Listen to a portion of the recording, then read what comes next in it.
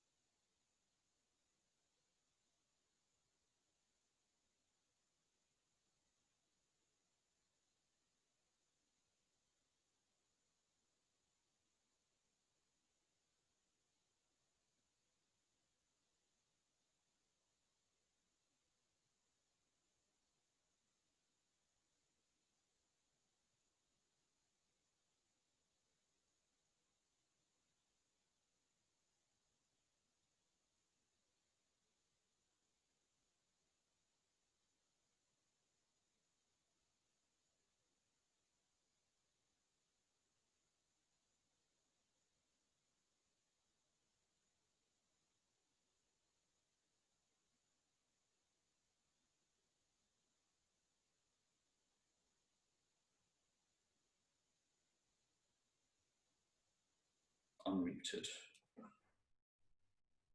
Good afternoon, everyone, and welcome to council meeting this afternoon for June the 22nd.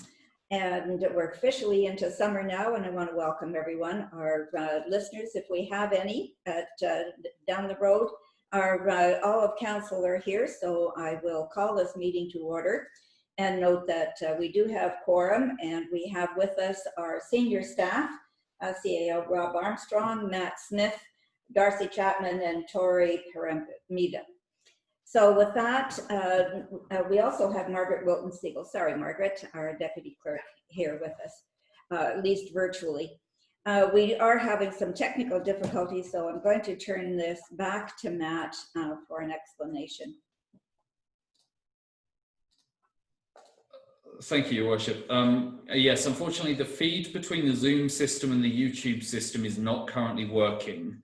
So while we are live on Rogers Television, we're not live on YouTube at the moment. I am continuing to work on that as we start the meeting, and we are recording this meeting. And if we are not able to connect, we will upload the recording to YouTube as soon as the meeting is done. That unfortunately is the best that we can do at the moment, but we will continue to work on that. Thanks, Matt. Now I will ask everyone to join me in a moment of reflection as we consider the agenda in front of us.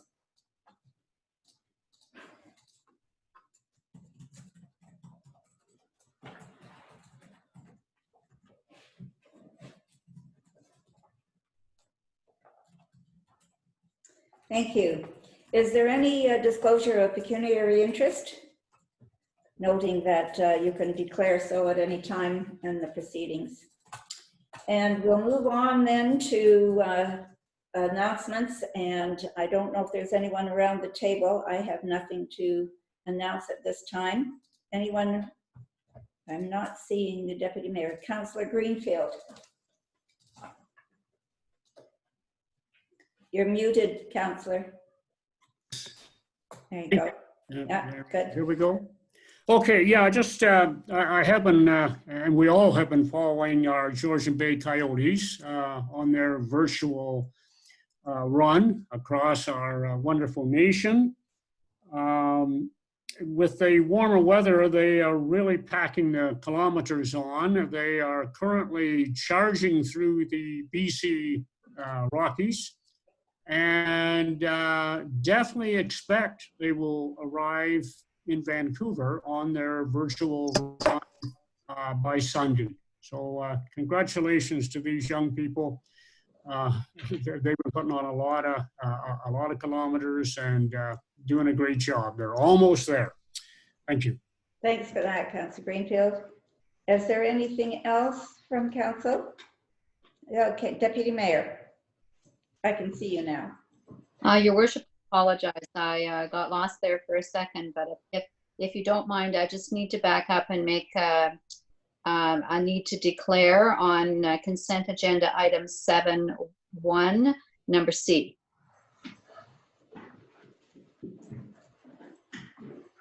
Okay, thank you. And the nature of that? My husband is a real estate agent involved in this matter, Your Worship. Yes, okay, thank you. So we'll pull that from the consent agenda. Okay, and an announcement. Did you have an announcement? No? No, I don't today. I don't either. Okay. With that, then, we will move on to public participation, and we will always encourage folks to come forward with questions, with comments on the agenda items for presentations or for delegations on agenda items. We are doing it virtually now, of course. Would ask that you contact the clerk before noon of council day if you intend to bring forward a question or to speak. With that, we do have some presentations. It's audit time, and it is my pleasure to welcome BDO and Tracy Smith once again for the final report to council and our year-end report. So welcome to you, Tracy. Thank you. Can everyone hear me okay? Yes. Okay, that's good. I wouldn't be wanting to talk unmuted, but So I'd like to thank the council for inviting me to your virtual meeting today. I want to thank Darcy and Kathy and the finance team for their patience as we learn to navigate through this difficult period of everyone working from home. I believe you have two documents in your package, the white one that's on the screen at the moment, and the blue packet, the blue report. It's a graphical report that highlights some key financial indicators, but I'll start with the white report, and I'll provide just a brief summary of the required communication, and then we'll provide a high-level overview of the draft financial statements. Since we are virtual, I may just wait for questions at the end, if that's okay. So if we can move on to the summary in that white report, maybe. Sorry, all the technical issues in the world today. Apparently I need to reopen the file. 1 second.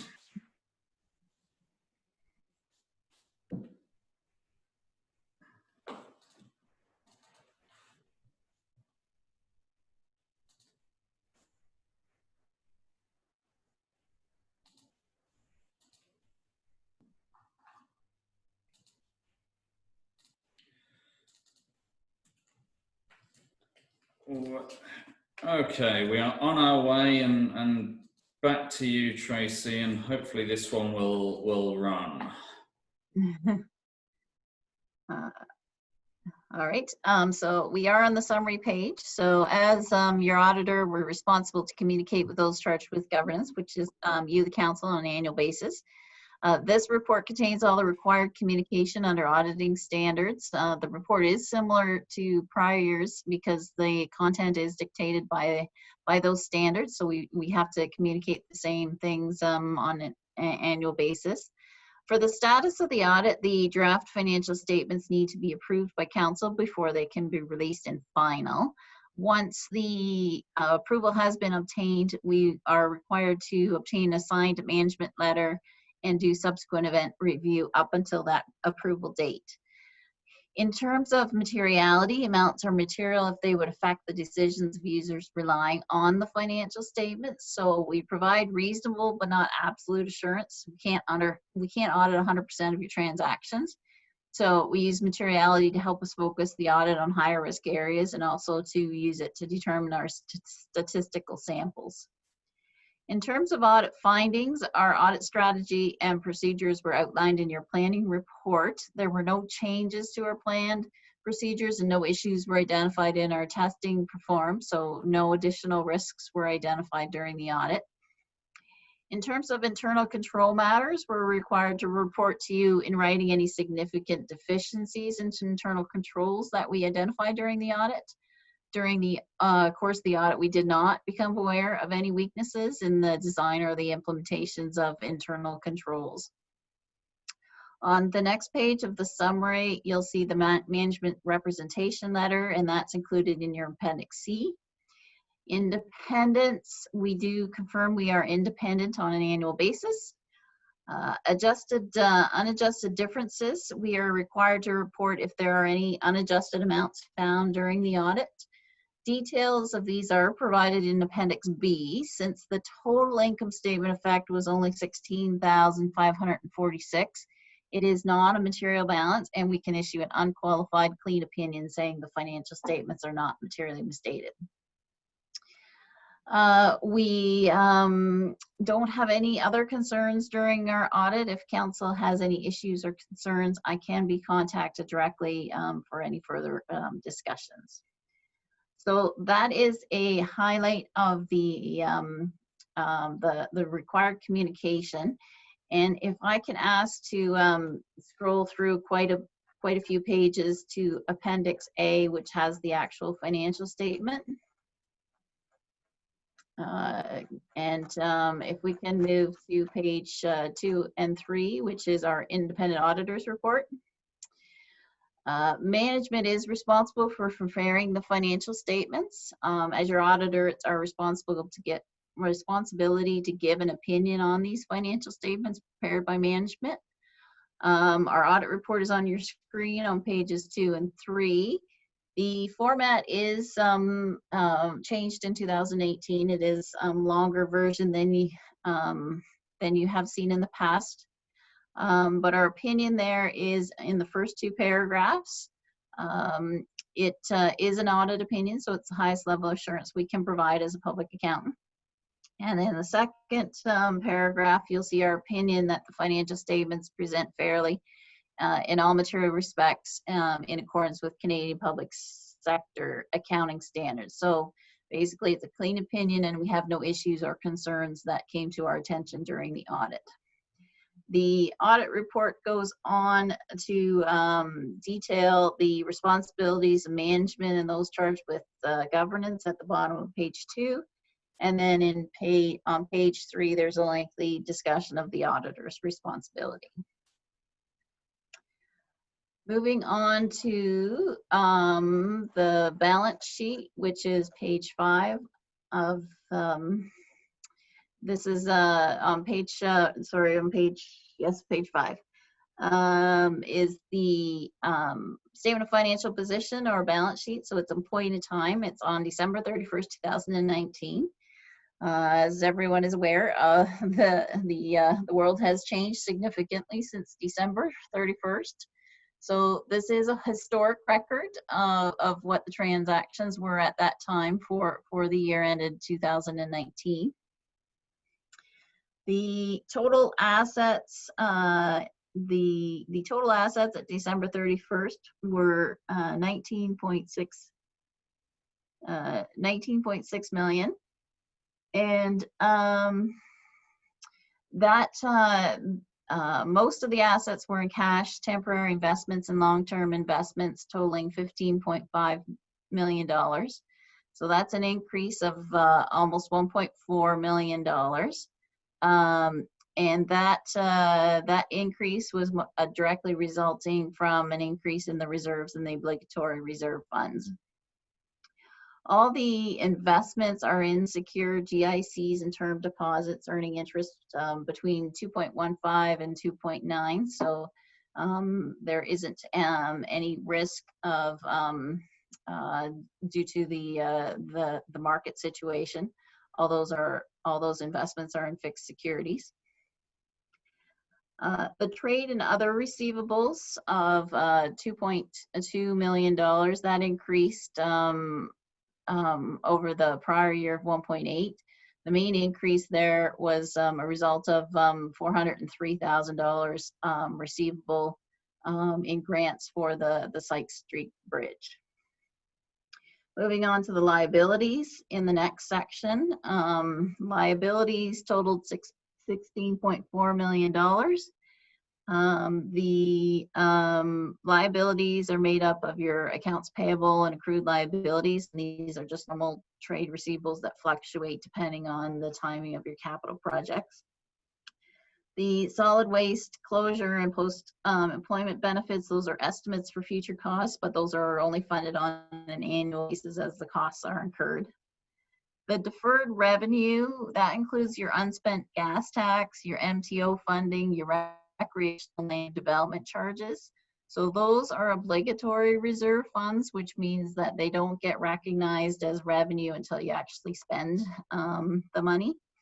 And there was a significant increase in that unspent funds during the year, mostly in your development fees and your extra gas tax funding that was received and not spent during the year.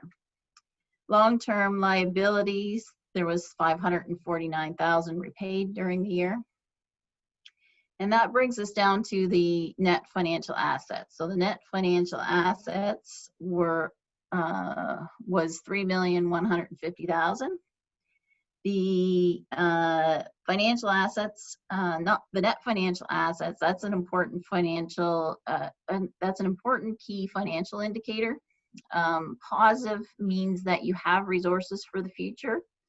So even though you do have $5.9 million in external debt, the Meaford is not in an overall debt position. So you've built up reserves and you do have other assets that total more than your external debt. So you're actually in a net positive position. The tangible capital assets are your physical assets at cost. And again, that's cost, not replacement cost. So that the historic cost, excuse me, when those assets were purchased. And that brings you down to your accumulated surplus of $86.1 million. And that's the equity that the municipality has built up over time, both your monetary and your physical assets. So we can look at that 86.1 and what makes up that balance further when we get to the blue report. On the next page is the statement of operations. So these are your transactions for the year. Total revenues were $27.4 million. The revenues do include all your external revenue for both operating and capital purchases. There was a significant decrease in your budgeted other revenue compared to your actual, and that's because there were you had budgeted for the sale of a property and use of your development charges for capital projects that didn't occur. So so that money didn't come out of the obligatory reserve funds. You still have the money to spend, but it hasn't been recognized as revenue. For expenses, your total expenses were $21.2 million. Expenses include operating expenses and amortization. Does not include any actual capital purchases nor transfers to reserves. You'll note that your budgeted amount of expenses was 18 million and your actual was 21.2. That does not mean that you overspent. The budget amounts do not include amortization as allowed under the legislation. However, for accounting purposes, we have to record an estimate of the use of your capital assets or amortization in your actual expenses, which comes to the which accounts for the difference between your budget and actual. In the blue report, we do have excuse me. In the blue report, we do have a breakdown that compares the budget to actual without the amortization in it. The revenues less the expenses come to your annual surplus. So your annual surplus for the year was $6.2 million. It's important to note that that is not your operating surplus. The operating surplus focuses on your short term and is the amount that affects your budget and your tax rates. So during the year, the municipality did end the year with an operating surplus of $411,812. The annual surplus you see on this statement focuses on the long term, so it's the amount of external revenue raised during the year after paying for all your operating costs and to cover amortization. So this number should always be positive. And you always want this number to be a fairly large positive number, because from your annual surplus, you have to fund your debt payments, and you also have to have enough to pay for capital assets to pay for capital assets in the future. So the amortization works kind of like a reserve.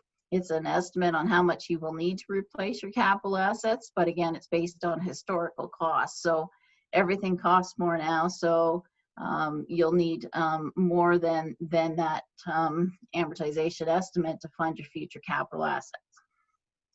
So on the next page, we take that annual surplus of $6.2 million. If we can go to the next page, yep, there we are. Okay, so we take the annual surplus of 6.2, and we back out the amortization amount that was recorded, and then we deduct the actual capital that was spent during the year. So the actual capital assets that was purchased during the year was $8.7 million. That comes down to the increase or decrease in your net financial assets of $1.6 million. So this increase in net financial assets still does not reflect any of your reserve transactions or your debt payments. this amount can be positive or negative, and a negative doesn't necessarily mean it's bad. You'll see a negative amount there that you've budgeted for a negative $3.6 million. So on your budgeting, in your budget, you budgeted to take money out of reserves to pay for your capital assets, because some of the projects didn't go forward. You actually have a positive amount of 1.6 in your net financial assets, and that also incorporates the operating surplus of $411,000 that you had for the year.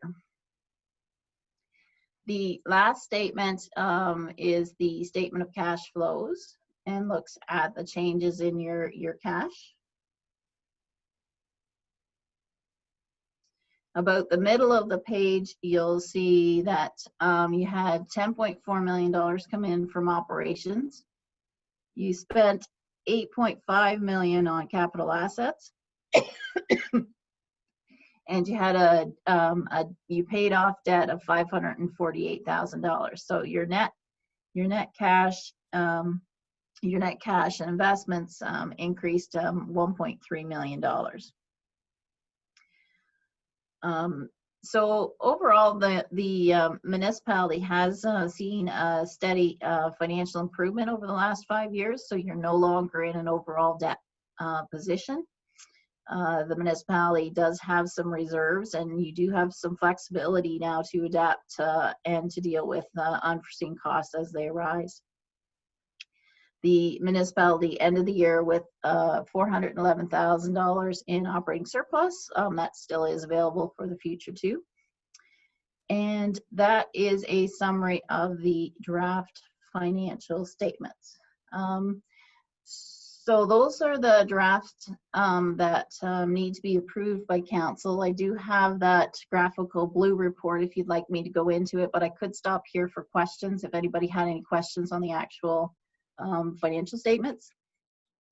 I can't see. So, Madam Mayor, I can see the councillors. I know you can't. I'm not seeing any hands raised. So I think, Tracy, we can probably move on to the other one, and I will just change the screen share. Okay.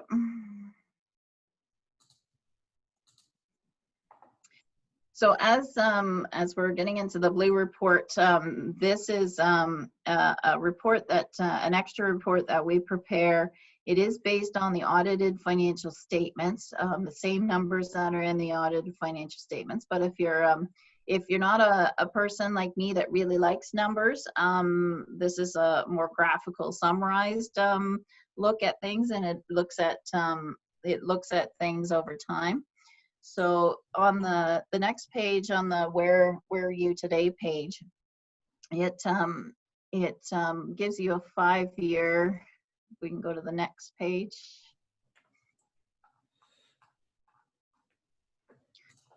So this gives you a 5-year look at those financial highlights that we were talking about on your balance sheet. It looks at your cash position, how much it has increased over the 5 years. It looks at your debt position, which has gone down, which is also good over the last 5 years. Your net financial asset position, as I said on your balance sheet, your net financial assets were now positive $3.1 million. If you look back 5 years ago, you were actually in debt of almost $3.5 million. So a substantial financial improvement over those 5 years. There's also a summary, as I said, of the $86.1 million in accumulated surplus that was on your balance sheet, and that's just at the bottom of that page. What's important to note in this accumulated surplus is that you had invested $82.5 million in your tangible capital assets. You do still have $1.6 million that's unfinanced, so you've spent that capital but not financed it yet, and that would include the significant portion of that would be $1 million for the library. It also includes infrastructure projects for Thompson and Collingwood Street, and also for the parking lot. So those amounts still need to be financed. During the year, you did finance the street lighting project internally, so you internally debentured. So you'll see the negative $259,000 there. So although it's been financed, you still do have to raise the funds to pay that debt back to your reserve funds over time, the same as you would your external debt. And then you have $5.3 million in external debt, so $75.2 million invested in capital assets. You have all the unfunded liabilities that you fund on an annual basis, and then you come down to your reserves of $12.6 million, which has increased from the 7.7 5 years ago. So definitely an increase in your reserves. I'm not going to look at each of these pages. The next few pages looks at your cash flow, then your tangible capital assets and what makes up your tangible capital assets. I'm just going to have you scroll through these. Taxation, it gives you some more data on the taxation amounts. And then looking at total revenue, a graphical look at the total revenue. And I'll maybe just stop for a minute on the expenses on the next page. There's a 4-year comparison of the budget to actual. So these are the amounts, the budget amounts are the same as what was on your audited financial statements of $18 million. However, the actual for 19 now has the amortization removed. So you'll see that it is overall under budget from what you had budgeted for your expenses.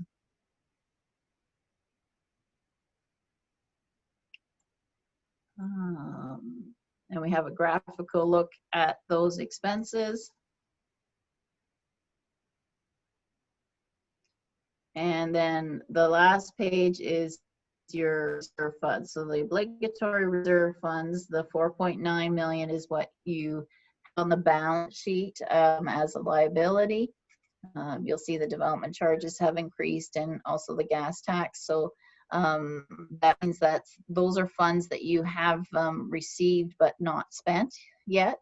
And then the reserves and the discretionary reserve funds now total 12.6 million, an increase from the 7.7 million back in 2005. So a steady increase in your reserves, which does give you some flexibility in these uncertain times of that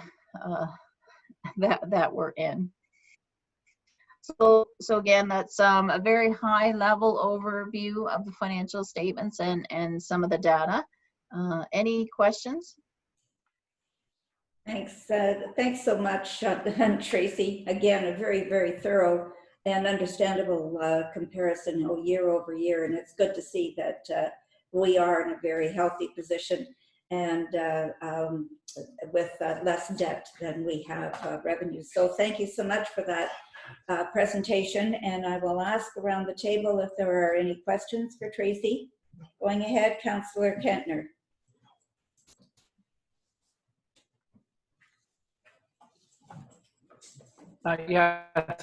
Through your worship, Tracy, just one very quick question. We sometimes hear from ratepayers that we're taxing for a surplus. And I look at the operating surplus of 411,000 and you know, the other figures, and it seems to me that if I were running my household this way, I'd be a very happy camper. But it doesn't look to me like it's excessive either. And I just wondered if you had an opinion on that. Well, it's virtually impossible with the amount of different departments and things that you have to come to an exact zero number. So having a surplus of 411 is not unreasonable, and definitely you definitely want to be able to aim for a surplus, and as opposed to trying to get right down to zero. because you can always put that into reserves and use it when you need to in the future. Thank you for that, Tracy. Anything further, Deputy Mayor? Your Worship, thank you. And thank you, Tracy, for a very comprehensive report. I'm wondering if we could look at page 6, the tangible capital assets. And I see that our number has been increasing from 2015 to 2019, and that's good. But I'm just wondering if there's sort of a desirable number, Tracy, in your opinion. Is 50.41, is that good for Meaford, or what do you think? Well, actually, it's kind of interesting. I just did a council meeting prior to this, and that was the same question that I got on that council meeting. So unfortunately, these are historic records. So everything's at cost. So it's really difficult to say where you should be. Is there a magic number? No. Should it be increasing? Yes. So that's always a good thing. And so to look at your capital assets position, you really need to look at your forecast, because you want to look at your capital assets over the next 5 years and make sure that you have enough funds, that you're not having a roller coaster and having to raise taxation in 1 year and for large capital projects, and then it goes down and up again. So the financial statements are not the good place to look at that. You really do need to look at your capital asset management plan. But increasing is good. Yeah, I figured that. Yeah, thank you. Okay, anything further? Seeing nothing, I will thank you again, Tracy, for the time that you've taken and the care and the comprehensive report that you presented to us today. We look forward to seeing you same time next year with equally good news. Thanks again. Thank you. Okay, we will now move on to our second presentation, which is a presentation from the Recruitment and Retention of Family Physicians from the Town of Blue Mountains Joint Municipal Physician Recruitment and Retention Committee. And I will welcome June Porter and Councillor Andrea Matrasov. Are you with us? Yes, thank you, Your Worship. Hi, welcome. Thank you. So my name is Andrea Matrasov, and I'm on the Blue Mountains Council, and I'm here with June Porter, who is the current chair of our Joint Municipal Physician Recruitment and Retention Committee. And I am actually bringing greetings and representing more than just the Blue Mountains, because since we've last initiated our ask to come and present to you today at Meaford Council, we have been presenting deputations elsewhere to our other neighbors. So I'm pleased to share with you that we are not just the Blue Mountains now on this joint committee, but we are actually Councillor Tom Eldwood from Grey Highlands, and Councillor Yvonne Hamlin from the town of Collingwood, and Mayor Doug Measures from Clearview have all been appointed by their respective councils to join us at this table. So really, when we come here today, we are actually coming on behalf of 4 municipalities, all your neighbors, looking to reach out to you and ask you as the Council of Meaford to consider coming to this same table as we forge this regional approach together. What I'm going to do is I'm going to hand it over in a moment to June, who's going to present the first number of slides, and then I will come back to you for the final 3 slides. So over to you, June. Thank you. It's a pleasure to be here this afternoon. Can I have that next slide? I just want to mention the MPP and MP offices report 2 to 3 calls per week asking, they get calls from constituents asking where and how they can find a local family doctor. I actually checked with them during the earlier days in COVID, and they'd had an increase in number of calls. And but that has got back down to normal now that they're getting the usual 2 to 3 calls per week. Local clinics also receive calls, about 10 a day, so 50 a week, from people looking to access a family physician or to have access to one on a full-time basis. Again, they had a slight increase as COVID started, but that's what they're holding at right now. Then there's also the invisible data, the constituents without local physicians. I speak for myself, and I know I'm not alone, because in a group of people where I ask people to raise their hands, there's usually a significant number that don't have access to a family physician locally. There is about 8,000 between the town of Blue Mountains and Meaford that don't have access to a local family physician. That means they don't have a doctor or have one locally. So like myself, I would drive 200 kilometers one way. This isn't ideal if you need medication monitored or have a chronic condition, etc., or need referrals to specialists or tests done. So it can be very disconcerting. The 8,000 comes because the pharmacists are able to track postal codes for the prescribers for regular medication that's filled not just as a one-off, but on a regular basis. Next slide, please. There is family physicians versus accessing emergency care, and the same would go for walk-in clinics to some extent as well. Family physicians are your first and principal point of contact of continuing care. They know your family. They know the history. They know what goes on. They know if you've lost your job, if there's been a separation, divorce, loss of a loved one, loss of a pet, etc. People are having maybe problems with their children. Not doing well in school, because oftentimes it's the context of the presenting symptoms people have in the physician's office that really helps them understand what it is they need to do. This is particularly important when it comes to issues related to mental health, of which there is a significant percentage of need in our collective area. In emergency, 20% of the visits here that present and emerge are due to lack of a family physician. They were looking for renewals of prescriptions and non-emergency injuries. The disadvantage of accessing emergency care or walk-in clinics is these people are less likely to get a flu shot.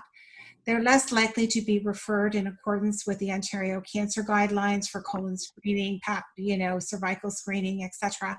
So that's very key and can be problematic. Next slide, please.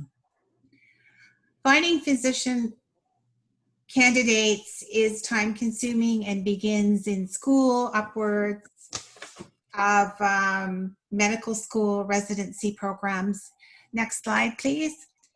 And also attracting international medical graduates, which you may hear referred to as IMGs. It is about developing a relationship. Anyone who's done fundraising knows the value of a longitudinal relationship. It's finding out what they like, what their interests are, what their partner, wife, girlfriend, boyfriend is interested in as well. They're all part of decision making as to where they want to stay. It's also being around communicating on professional and personal levels. With respect to social media, they're very active. It's attending the Royal Ontario medical programs with them. It's also through Twitter, I find, if someone's won an award, you write them a letter, you acknowledge it, etc. So they begin to feel part of the community. It is a community that recruits physicians. Next slide, please. The good news is 65% of residents intend to practice in the province that they went to school in or grew up in. And a number of it, 50%, is proximity to family. It's the top reason for a choice of practice location. Our region offers a rural lifestyle with an abundance of arts and culture, great recreational facilities. We also have an advantage because we have fairly rapid access to the GTA and the London area through either now Barrie as a GO train, etc. So it can be a very attractive place for people to reside. Recruiting, if I go to the next slide, recruiting a rural family physician, as you will see, mentioned, begins in medical school up through their family practice residency, which is 2 to 3 years, depending if they take an elective such as emerge or anesthesiology in the 3rd year. And community practice is also if you're successful in having them establish a practice here, it's about retaining them. So I've just highlighted a few of the items here that are touch points and very important, but do involve a number of personnel. And it's very key because this is how you begin and sustain the relationship needed. Now, over to you, Andrea. Thank you. So if we could please have the next slide. So you'll see on this next slide some examples of various municipalities and regional approaches in terms of trying to secure family physicians. And one of note is just over our neighbor there, Bruce County. You'll notice that they're operating as a larger region rather than individual municipalities. So as a group of South Georgian Bay municipalities, we have the opportunity to stand out in there so that when physicians are looking for places, that they're hear and learn and know about us and see what we have to offer beyond our own individual boundaries. You can imagine, for example, a physician who is having a look at a family practice in the area and perhaps is quite attracted to our shared Meaford Hospital, but maybe they have a spouse who needs to look in more of the Collingwood area for work. They might perhaps as a family like to ski, or they might be looking for a place where they can enroll their kids in French immersion, and they might prefer to live in the rural areas of the Grey Highlands. So it really does take a whole community, as June said, not just a community, but a number of communities to make that pitch to that whole family, and if they're interested in coming and building a life here rather than just a practice. Thank you. Next slide, please. So when June and I went earlier in the year, it just happened to be at Blue Mountain Resort. So it was nice for us to go and actually meet and chat with not just the prospective physicians, but also the physician recruiters that were there representing their regions. And you can see some examples here. Again, some larger cities might be able to just wing it on their own, but on the other hand, you'll notice that there are others, such as the northern communities, will work in a more regional approach. And what we noticed there is actually that with the exception of June and myself, and also the economic development officer that came over from the Wasaga Beach, the rest were actually all professional hired recruiters. And that's an interesting learning curve that we've been realizing too, and it's also a place from which our region can actually learn from the others too. David Gravel is very successful in recruiting for the Georgian Bay General Hospital over on the other side of the bay, and his Midland Penetanguishene region area takes that regional approach, and they build those relationships. He actually discovered very early in the game that it wasn't about dangling financial incentives in front of these prospective physicians, but it was actually about building the relationships and demonstrating what the community could be to them. And that's also the value that if we join in this particular playing field, that we can actually be part of things like the Canadian Association of Staff Physician Recruiters, because they look out for each other. They might listen to somebody and say, you know what, you should check out building a practice in Meaford or the South Georgian Bay area, because it sounds like it's a really good fit to you, not necessarily the area that they're representing. Thank you. Final slide, please. So what we ask, oh yeah, just right there. Yes, thank you. So what we're coming today to ask, and again, as we presented to Clearview, Grey Highlands, and Collingwood, is to consider becoming a partner with us at this table. And there are two pieces you'll see on the screen in terms of the ask. It's really the first one that's most important, becoming a partner and joining us here at the table to help us craft how we want to go further together, building a terms of reference together, building a strategy, building the goals. We would really like your voice there, and we would really like your dialogue there. In particular, with such a local celebrated hospital that we have right in your own municipality. The contribution of funds, what I can say is that the town of Blue Mountains has been putting aside $25,000 per year in the last couple of years in order to be able to prepare for a contribution towards perhaps a professional recruiter or whatever the group so decides. But we realize that's a 2021 question. That's not a current question right now. It's more valuable to us to know who in the region, who of our neighbors would like to continue this dialogue together. So that's the most important ask that we bring to you today. it really is a chance to build, to meet our growing needs of our ages and stages of everybody who comes to work here, raise families here, retire here, age in place here. We want to have a dedicated group approach. I live on the Town of Blue Mountains, Euphrasia town line, and my neighbors are across the street in Grey Highlands, and we want the same things. And being in the southwest of the Blue Mountains, my family's hospital of choice is definitely Meaford. So it is very much that we don't, when it comes to healthcare, people aren't looking at boundaries. They're looking at meeting needs and finding a community that can provide the service. So thank you very much. Sorry, now we're on. This virtual meeting it can be a challenge sometimes. I just want to thank you so much for taking the time to come and visit us again this year, and for your presentation, and congratulations on the success that you've had to date. I know that we have spoken on this issue before, and we have had some reservations, and I can tell you that we also have a staff report coming before council in the very near future. And certainly all of the information that you provided for us today will be included in some respect of that staff report. So we look forward to that.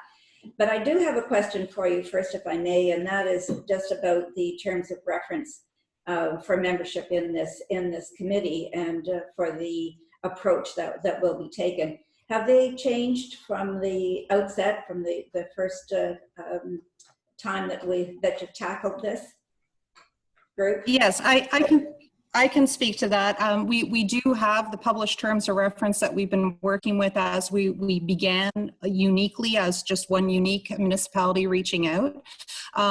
However, that is going to become very quickly in draft form, because the next step for us after this deputation and still waiting and holding for one final deputation to Wasaga Beach, we do want to start meeting with the other interested virtually, if we need to, meet individually, meet together with the other municipalities that are part of that process, because this is the time to now start looking at how we want to operate as a truly joint committee. Up until this point, the terms of reference we had to kind of build based on, we didn't know who was going to be coming to the table. So this is a key time to get involved, because it is very much going to be a group effort. There is nothing in hard stone at this point when we know how many of the municipalities are going to pull together on this. Well, thank you for that question, Your Worship. Well, thanks for your response. I will ask around the table if any of our councillors have a question for you. Councillor Bartley. Thank you, Madam Mayor, and thanks, June and Andrea, for your report. It's a good report, and I do believe that this is a good thing, and we may have to look at this. My question would be to our finance guy, Darcy. Darcy, if you're still there, on page 57 of our financial report we got today, we pay $50,000 a year to the hospital and $25,000 to the medical center. And both of them commitments end in 2022. Do you see the need, or will we have to extend that monies, or will that money be up for grabs for something like this?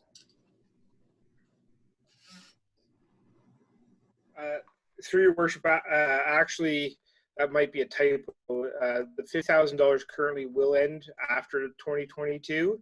The $25,000 for the medical clinic contribution actually goes until 2024, I believe. Okay. So whether they're available beyond that is really a question of council. Okay, thank you.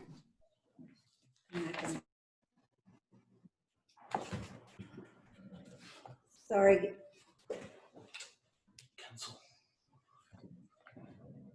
Thanks for that, Darcy. Sorry, we just lost everybody's picture here for a minute. Are there any other questions coming forward? Deputy Mayor. Thank you very much, Your Worship. And I just wanted to offer my appreciation to June and Councillor Matrasovs for your report and all of your efforts. You girls have come a long way, and I'm looking forward to our local report here in Meaford and a conversation about potentially how we can support what you're doing. And I appreciate your comment of some flexibility in the request for the $25,000 funding at this point in time, and grateful for you suggesting that the important thing right now is just to see if there's interest in Meaford for joining your table. So just wanted to say thank you, and keep up the good work. Thank you, Deputy Mayor. I'm not seeing any other questions, but I do have another one, if I may. You mentioned the international medical students coming forward, and it was my understanding that we have been allocated one in our region. Is there any change to that? Do you know?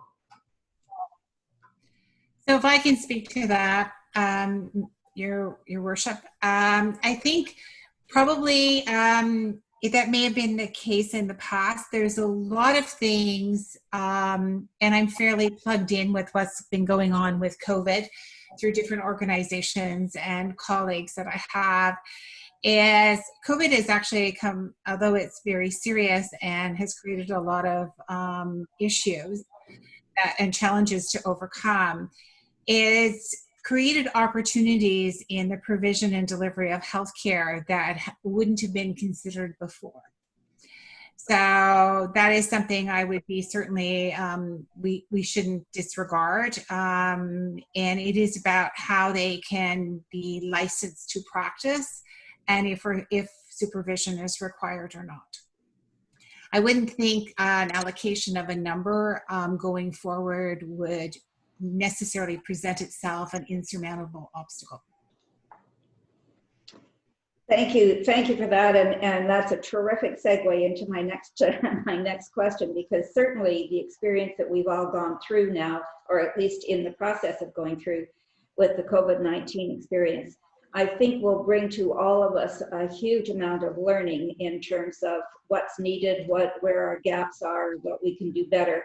And so I'm wondering, you know, as we move ahead with groups like what you're proposing, we'll take on a look at some of those gaps that have been discovered, that have been pretty evident in the healthcare system as we move forward, something that we've been experiencing here. So I'm thinking that perhaps there will be significant changes to the healthcare system, including perhaps wellness care, that might affect recruitment of family physicians and other ancillary services that would provide a better direction for healthcare throughout our region. Just a thought. I certainly, sorry. Sorry, did you want to respond to that or not? No, I was just going to add, I think there is going to be an awful lot of opportunities. I know I have been in touch with our local MP and MPP, indicating that if there's any funding to support virtual care, we want to be informed. I made a formal request for that because sometimes it's not always public what is available.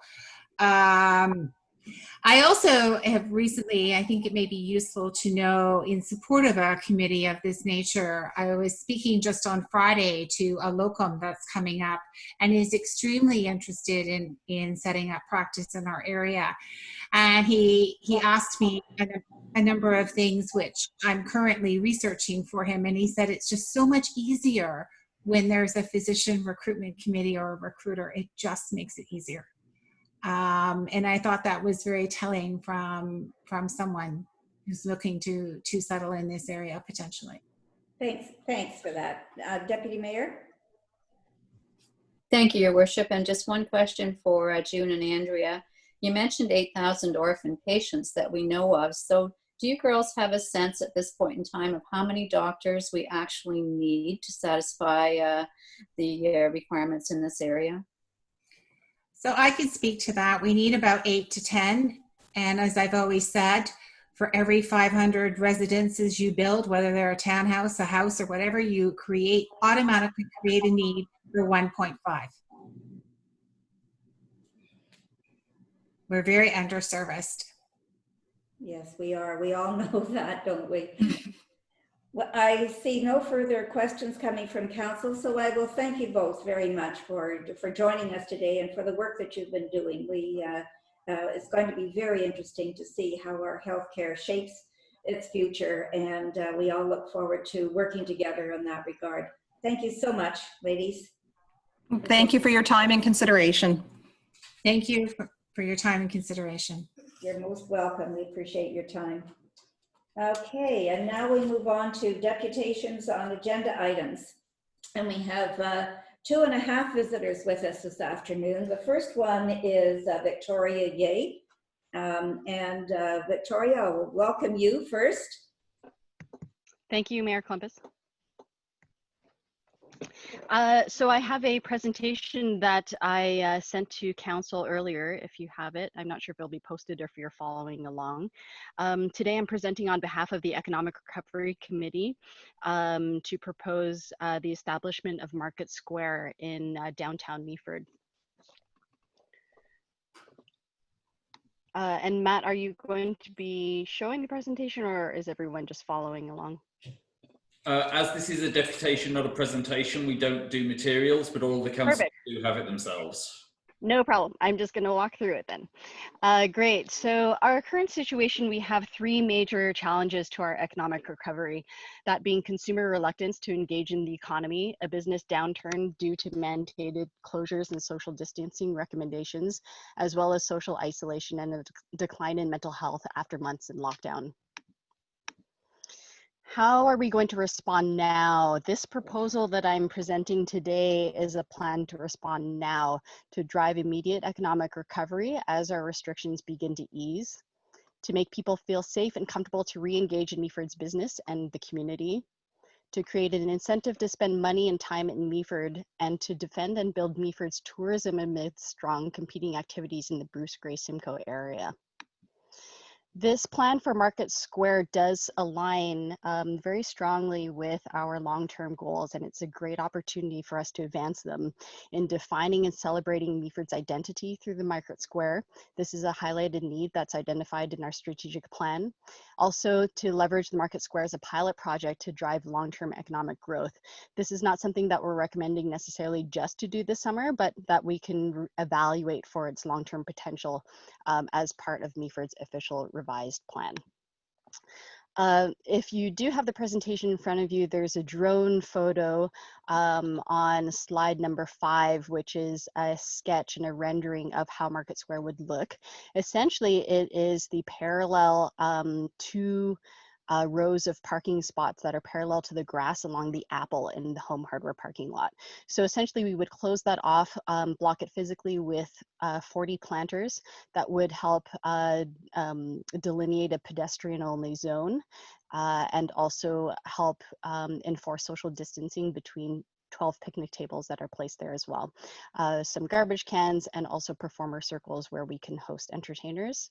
And also a weekly area perpendicular to that, which is next to Meaford Hall's terrace, which would house our farmers market. That's physically how the Market Square is laid out. How this works, we're enabling businesses to succeed by creating infrastructure for more foot traffic. We're proposing that this plan for Market Square be implemented and pre-approved for phase 3.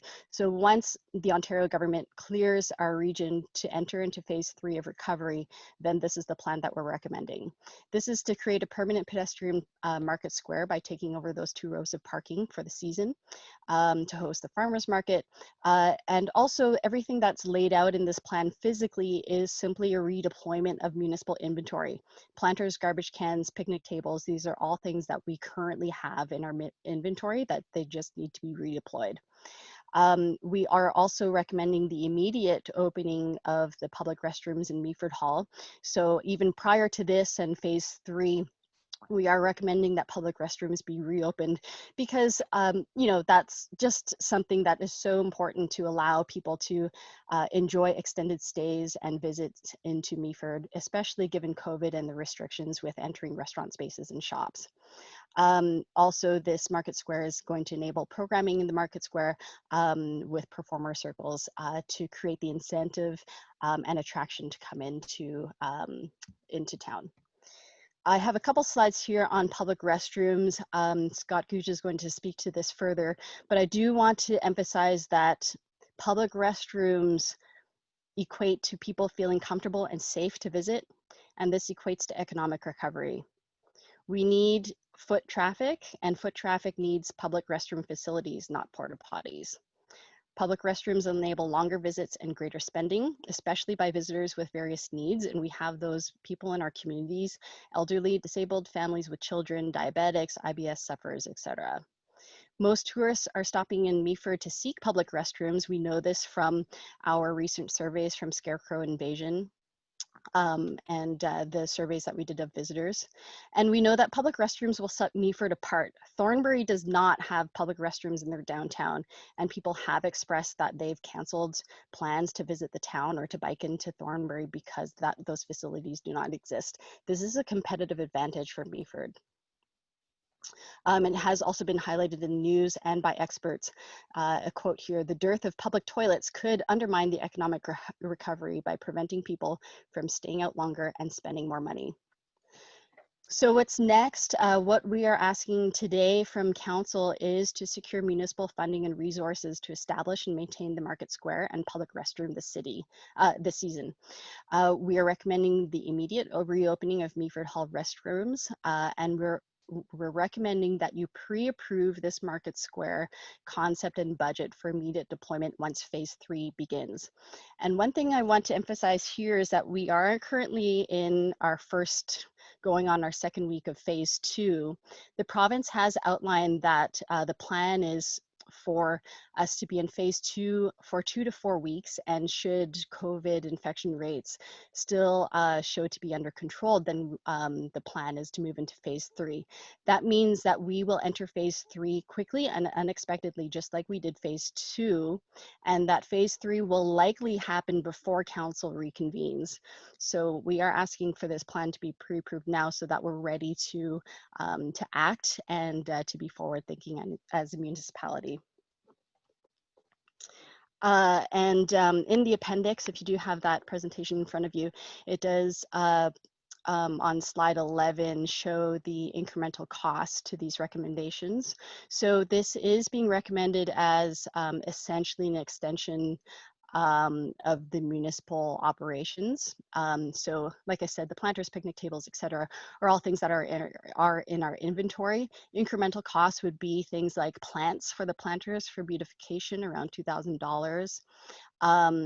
Additional cleaning, which will have to be done anyways for all our public restroom facilities. This would be just rolled into that plan.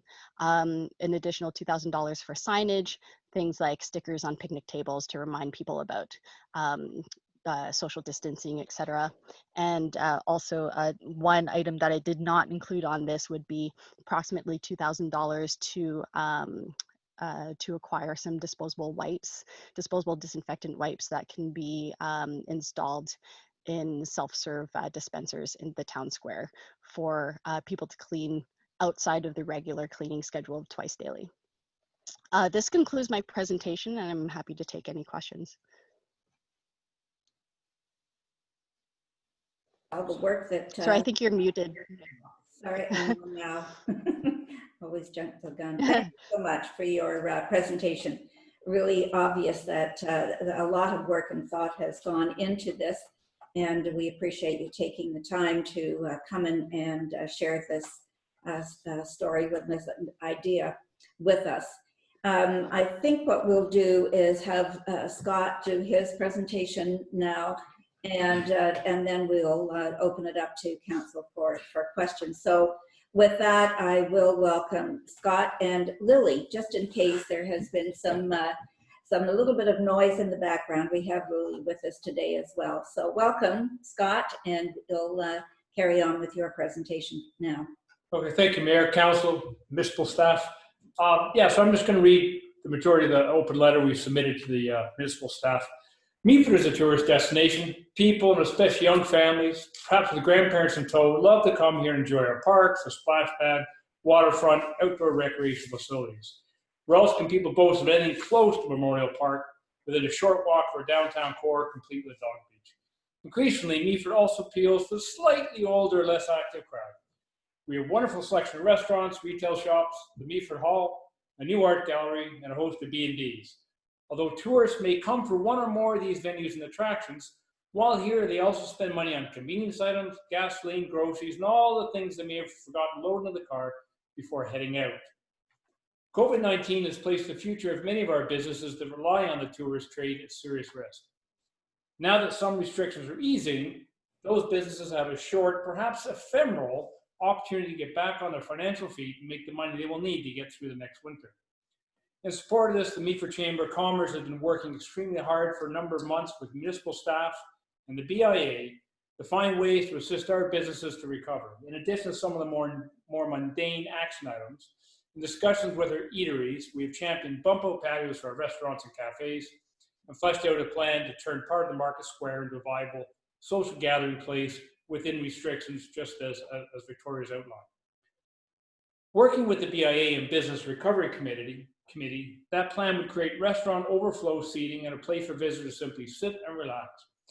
We're also working with Victoria and Chris Sherry to feature dispersed 1- and 2-person action entertainers, performers, and buskers at various locations throughout the summer, all anchored in the market square.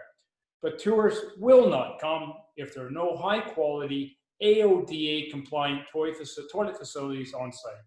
Entertainers will not come. People require toilets throughout the day. It's a biological reality. For the incontinent, the elderly, young families seeking a clean place to change diapers, those needing a private place to administer insulin, and those with an array of medical conditions, they will not go where there is no ready access to clean toilets. Effectively, every regional, national, and major international news outlet has been publishing articles about this issue for the past few weeks. It is well studied, documented, and no secret.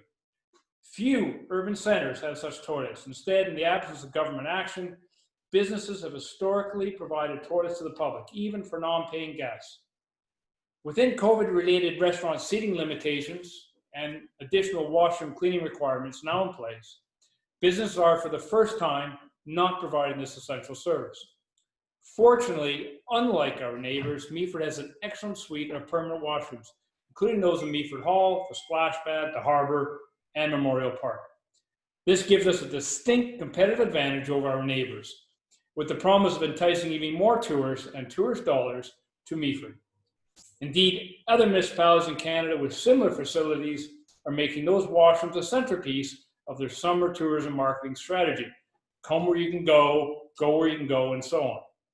Sadly, the municipality of Meaford has indicated that there is no plan to open these excellent facilities, stating that the cleaning bill would be too expensive. Instead, at some locations, but not in the BIA, portable toilets of some description will be brought in. They will certainly be utilized. They are cramped, unattractive, can be unpleasant on a hot summer day, and strike dread into the hearts of most Canadians. Meanwhile, neighboring towns and municipalities have seen the writing on the wall and are committing significant sums of money to bring in portable toilets, contract cleaning staff, and hire wandering ambassadors to interact with the tourists, ensuring that tourists visit and stay. The Meaford's Farmers Market is a perfect case study. In its current limited configuration, it would not be operating now had the Meaford Chamber of Commerce not given them a key to our building. The vendors need access to toilets, and there are none open. Without toilets, there can be no market. If we do not reopen our existing permanent toilet facilities, and soon, including those at Meaford Hall, the summer months will be upon us and the tourists simply will not come. They will choose not to. Those that do come will stay only briefly and not explore all that we have to offer, and we will not be able to bring the downtown core alive. As a result, more businesses will fail. Meaford is fortunate. We have what every other urban center wishes they had, yet we're only seeing cost, not opportunity. Although absolutely not sexy, there can be no effective economic recovery in Meaford without municipality opening our existing public washrooms. The Meaford Chamber of Commerce strongly encourages you to reconsider your position on this issue. Thank you. Thanks, Scott. I will now open it up to questions from council. Councillor Kentner.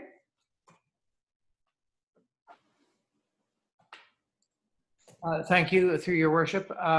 My question is on process. we're going to be asked today to vote on a staff report which calls on the importation of porta potties only in the downtown area from what I can see. It doesn't, anyway, my question is, if we vote on that report and accept it, are we foreclosing on what our Committee on Recovery is recommending to us? Matt will respond to that question. Thank you, Madam Mayor. Council has a recommendation on the table from the staff report. Council can, as ever, amend that motion in any way that they see fit. If the motion as it stands passes, then that is what will be done in the immediate terms, but Council can in the future request other levels of service. Thanks, Matt. Any other questions? Councillor Bartley?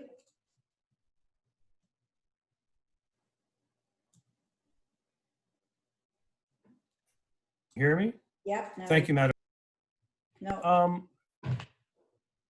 You can hear me? Yes.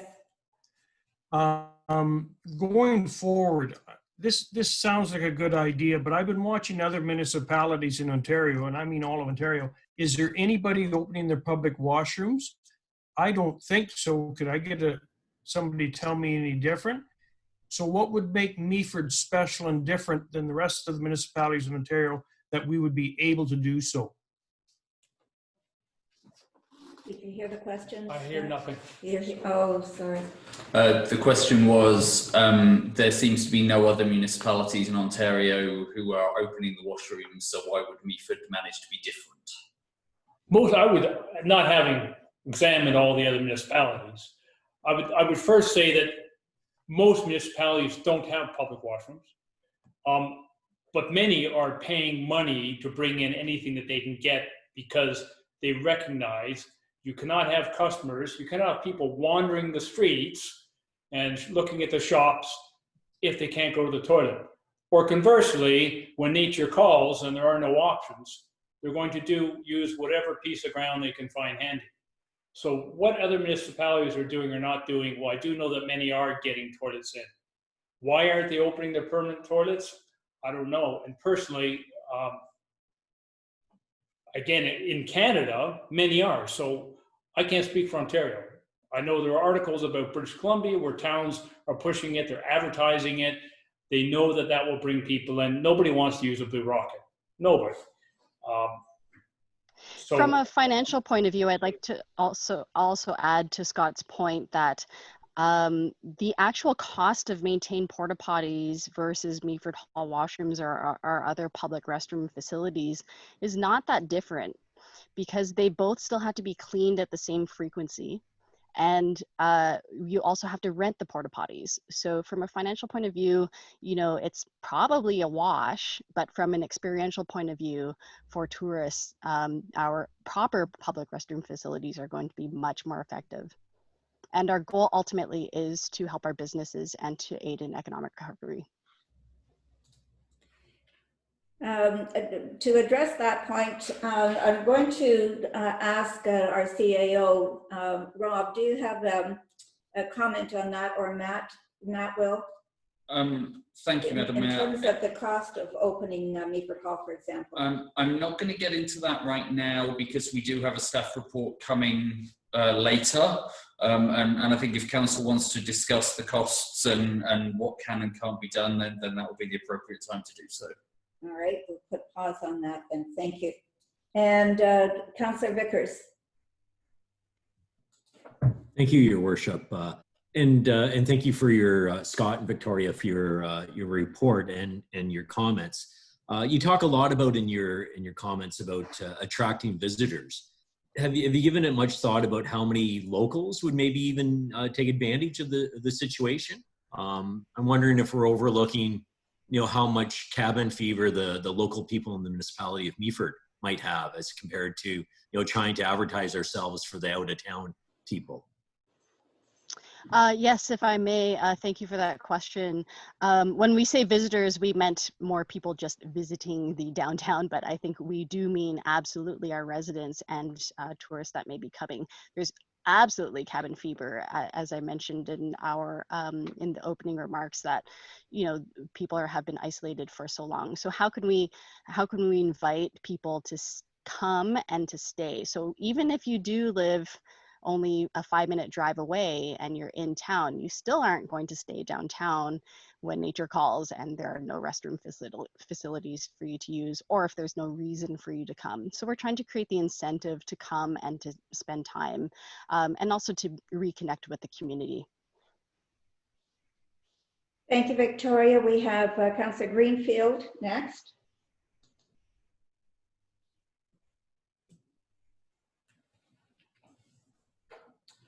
Councillor Greenfield. I think, Councillor Greenfield, you'll have to press it yourself. It doesn't want to let me do it from my end. There you go. Geez, I thought you were going to help me out this week, but anyway. I'm trying, but unfortunately it's not working, Councillor Greenfield. No, well, these things happen. Thank you, Scott and Victoria.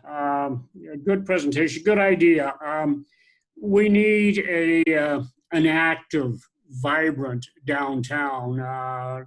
People are not going to, they may be going to come here, they're maybe going to drive through, but unless they see some kind of activity, some kind of a welcoming, some kind of a comfort zone that makes them want to stop. And certainly the Market Square is likely the most ideal place to do that. I'm not going to get into the washrooms debate at this time, other than to say over the years, we've all been to a number of seminars concentrating on tourism. And one thing we have heard repeatedly, one attraction to an area is a municipality, an area that has clean, safe washrooms. People want that. They appreciate that. Some good ideas for the Market Square. I've never been a big fan of having a picnic on a strip of asphalt, and I'm having a little bit of trouble getting my head around that. But certainly utilizing that Market Square, especially the green area closer to the sidewalk, great idea. We need to do that, and the sooner we can get that ball rolling, the better it will be for locals and for visitors. Thank you, Councillor Greenfield. Ross Kentner. Councillor Kentner.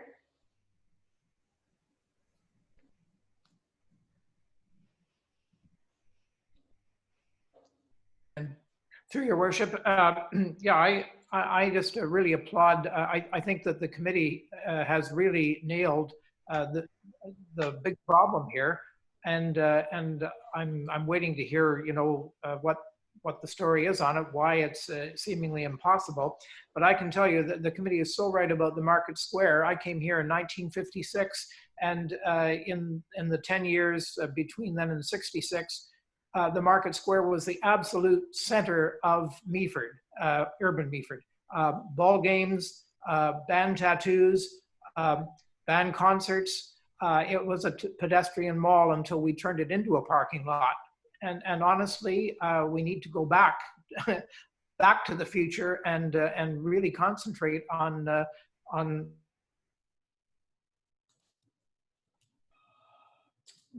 19 is almost forgotten. We'll have the library, we'll have the Market Square, and I just think this committee has put a lot of thought and work into this, and I hope we're not going to try and stonewall them on a technicality here. I don't understand, because my point is, if I may, I'd like to just say that if you can clean a porta potty and make it safe, then you can surely clean our restrooms and make them safe.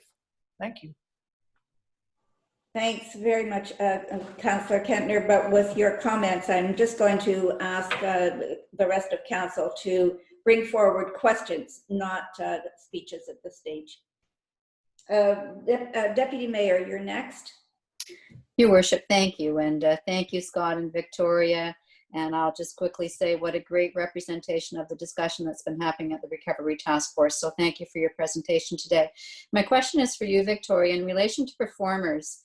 You just very briefly mentioned that there would be performing circles, and I'm wondering if you can speak to how that might be organized and how that performers might be paid. Is there some support for that?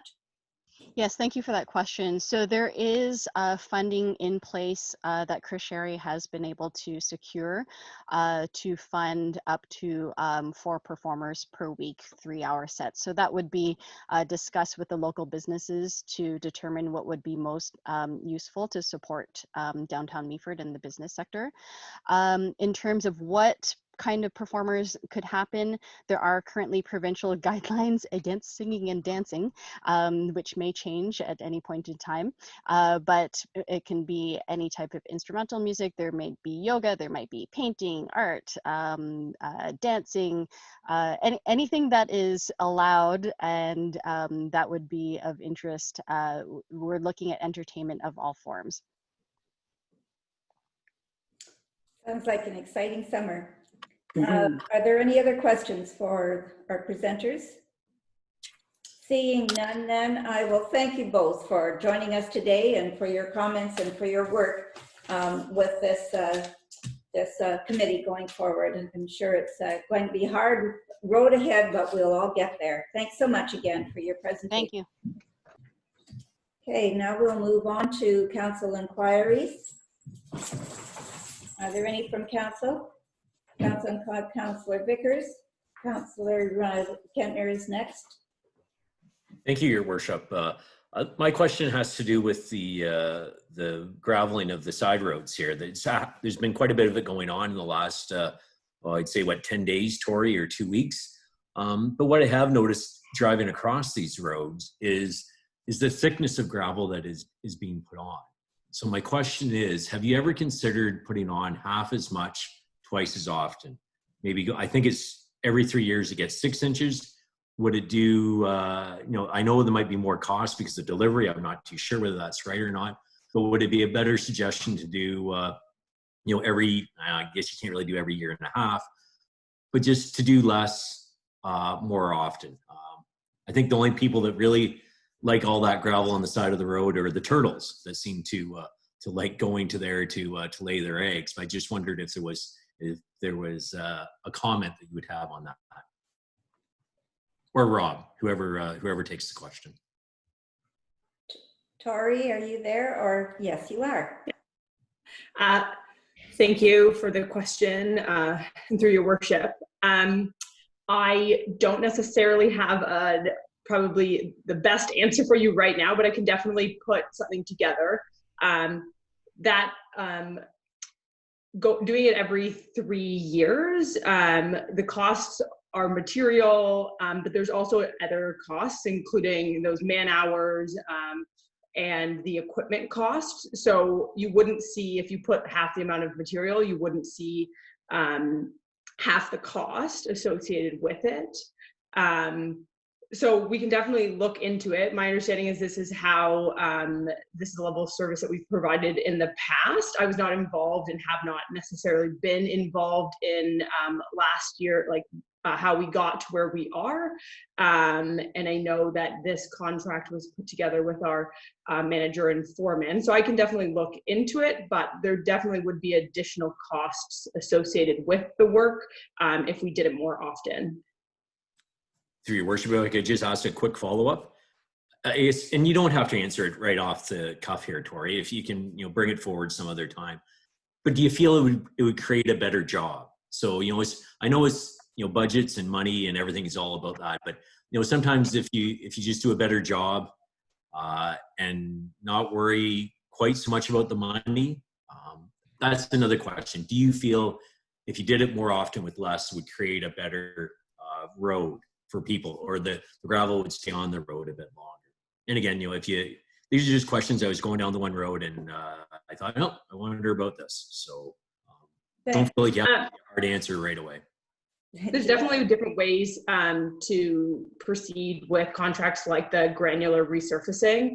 One way that it could be done is that instead of doing it every 3 years, it could be done every 2 years, and you'd probably see similar cost as to changing the years, but less granular. And so you might actually see a better result with a different change.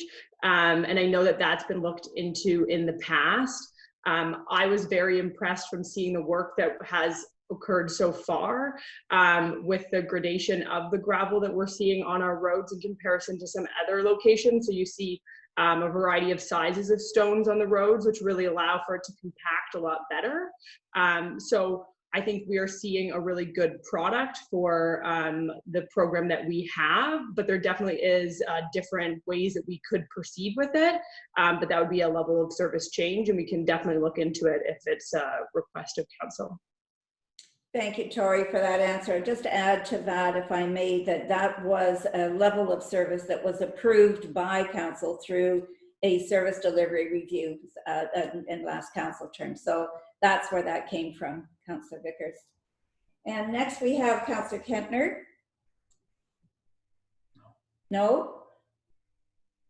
Sorry, I'm sorry. I had then Deputy Mayor. I had saw on the other side. Your Worship, thank you very much. And a question, if I may, for Mr. Smith. In regards to our municipal enforcement staff, I'm wondering, because of the current emergency and a couple of things I noticed this weekend, tenters both at the Harbor and at Memorial Park, and with the increased amount of traffic that we have in town right now, is there any potential of twigging the scheduling for our bylaws so that we have 7-day-a-week coverage to monitor things of this nature? Through you, Madam Mayor, we currently have 6-day-a-week coverage from about 8 o'clock in the morning till about 8 o'clock at night, and when Memorial Park opens, that will be till midnight on Fridays and Saturdays. There is simply only so many hours that our staff can be at work and to be in places, so we have a bylaw summer student and our junior bylaw officer who are doing the patrols. It is not remotely cost effective to ask our manager of municipal enforcement to do those patrols as well, because we pay her to do rather different things than go around the parks. It's a resources issue. If council wants a 7-day-a-week service, we will have to have more staff.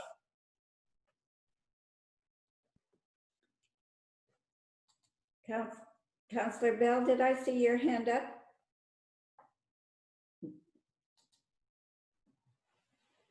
Obviously not. Councillor Greenfield.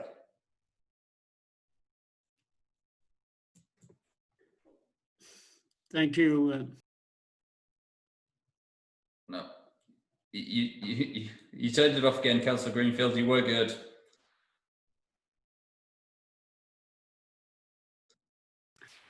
There you go. The first for Director Tory, I was wondering if you could tell us about the detour route that is going to be set up when the bridge on the 7th line, just south of Side Road 10, is going to be closed shortly.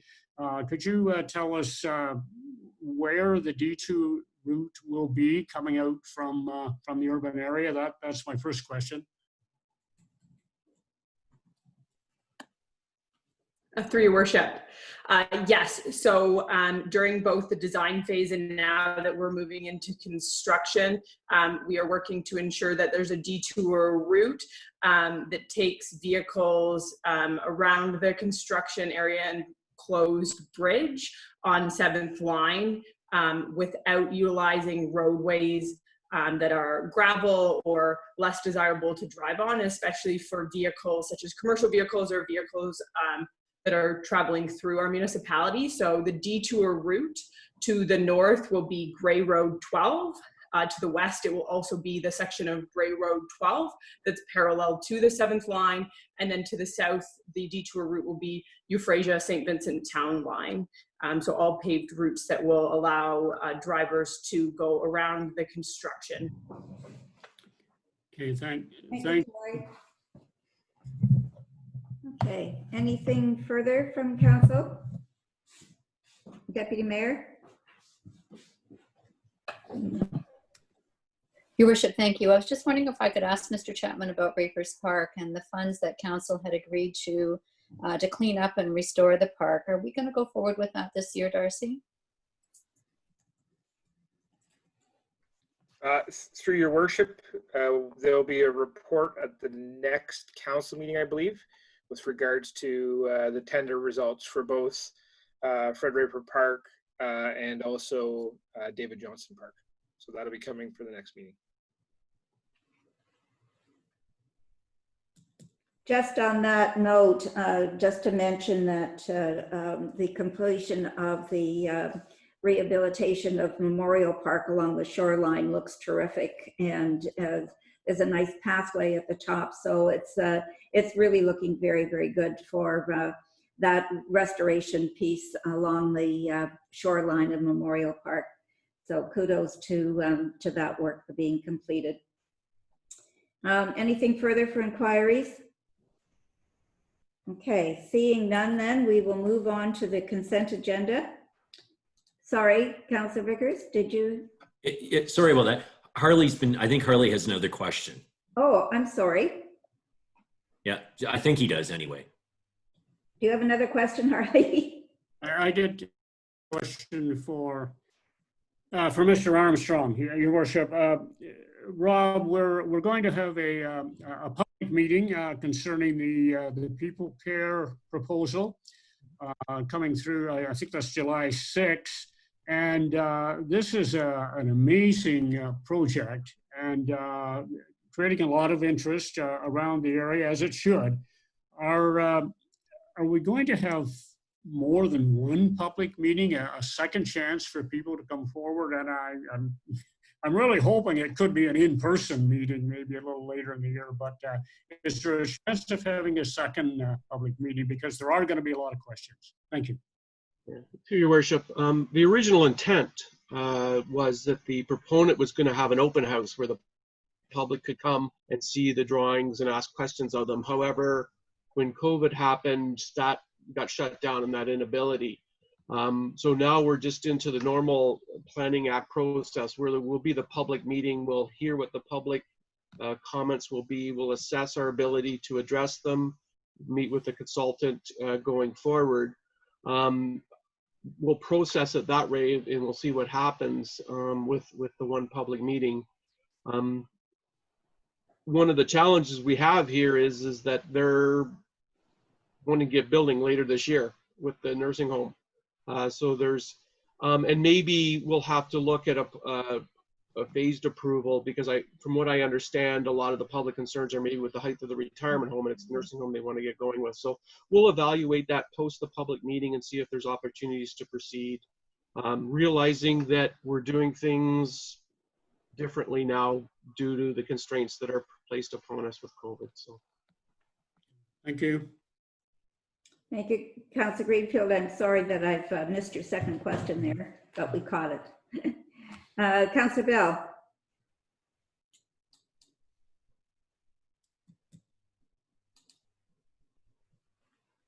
Councillor Bell.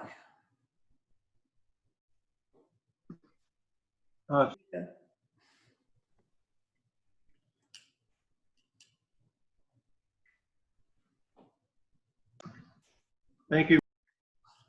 If you just press the button once, Councillor Bell, I think you're hitting it twice each time. There we are. There you go. Madam Mayor and fellow councillors, I'm going to withdraw being on council this afternoon.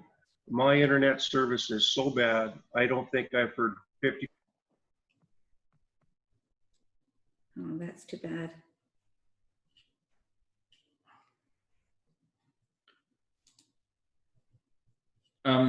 Through you, Madam Mayor, I think we've all lost Councillor Bell, but I think we heard the start of his comments there. Our protocol right now is to say if somebody loses connection, we pause the meeting for 5 minutes and start again. But my impression from Councillor Bell is that it's not likely to get much better. If members aren't able to reconnect, then we do continue the meeting as long as we've had quorum. So, Councillor Bell, my understanding is that you're withdrawing at this point? Yep. Okay, thank you. Yep. Okay. So we still have quorum, we'll able to continue. Deputy Mayor? Thank you, Your Worship. Just a really quick follow-up, if I could, to Mr. Armstrong's comments, and noting that we have a lot of development going around Meaford, a lot of construction and so on. And I know that you've mentioned this before, Rob, but I wonder if council could get a bit of an update on the current developments. Yeah, through the mayor, we will bring another. You have that one report from Liz. We weren't a lot of changes from the last one, but there will be another one in July with that update. So that will become a regular occurrence when there's information to provide, for sure. Good, thank you for that. Anything further? Seeing none, we'll move on then to the consent agenda. And we have withdrawing bylaw 2020-38, the 22nd side road extension agreement. We will withdraw that from the consent agenda. Are there any other motions that need to come out of? We have the Legion Park development. Bylaw 2020-37, limiting distance agreement for Legion Park. The COM 2020-13, a proactive bylaw enforcement report. And INF 2020-05, an interim traffic calming measures. Are there any of those that council wishes to pull at this point for further discussion? Okay, seeing none, could I have a mover and a seconder, please, to put that on the table? Councillor Greenfield, Councillor Bartley. All in favor? And that is carried. All right, and now we will deal with bylaw 2020-38, the 22nd side road extension agreement. And it is noted that Deputy Mayor Keaveney has left the meeting for the moment. Can I have a mover and a seconder to put that on the table, please? Councillor Bartley, Councillor Kentner.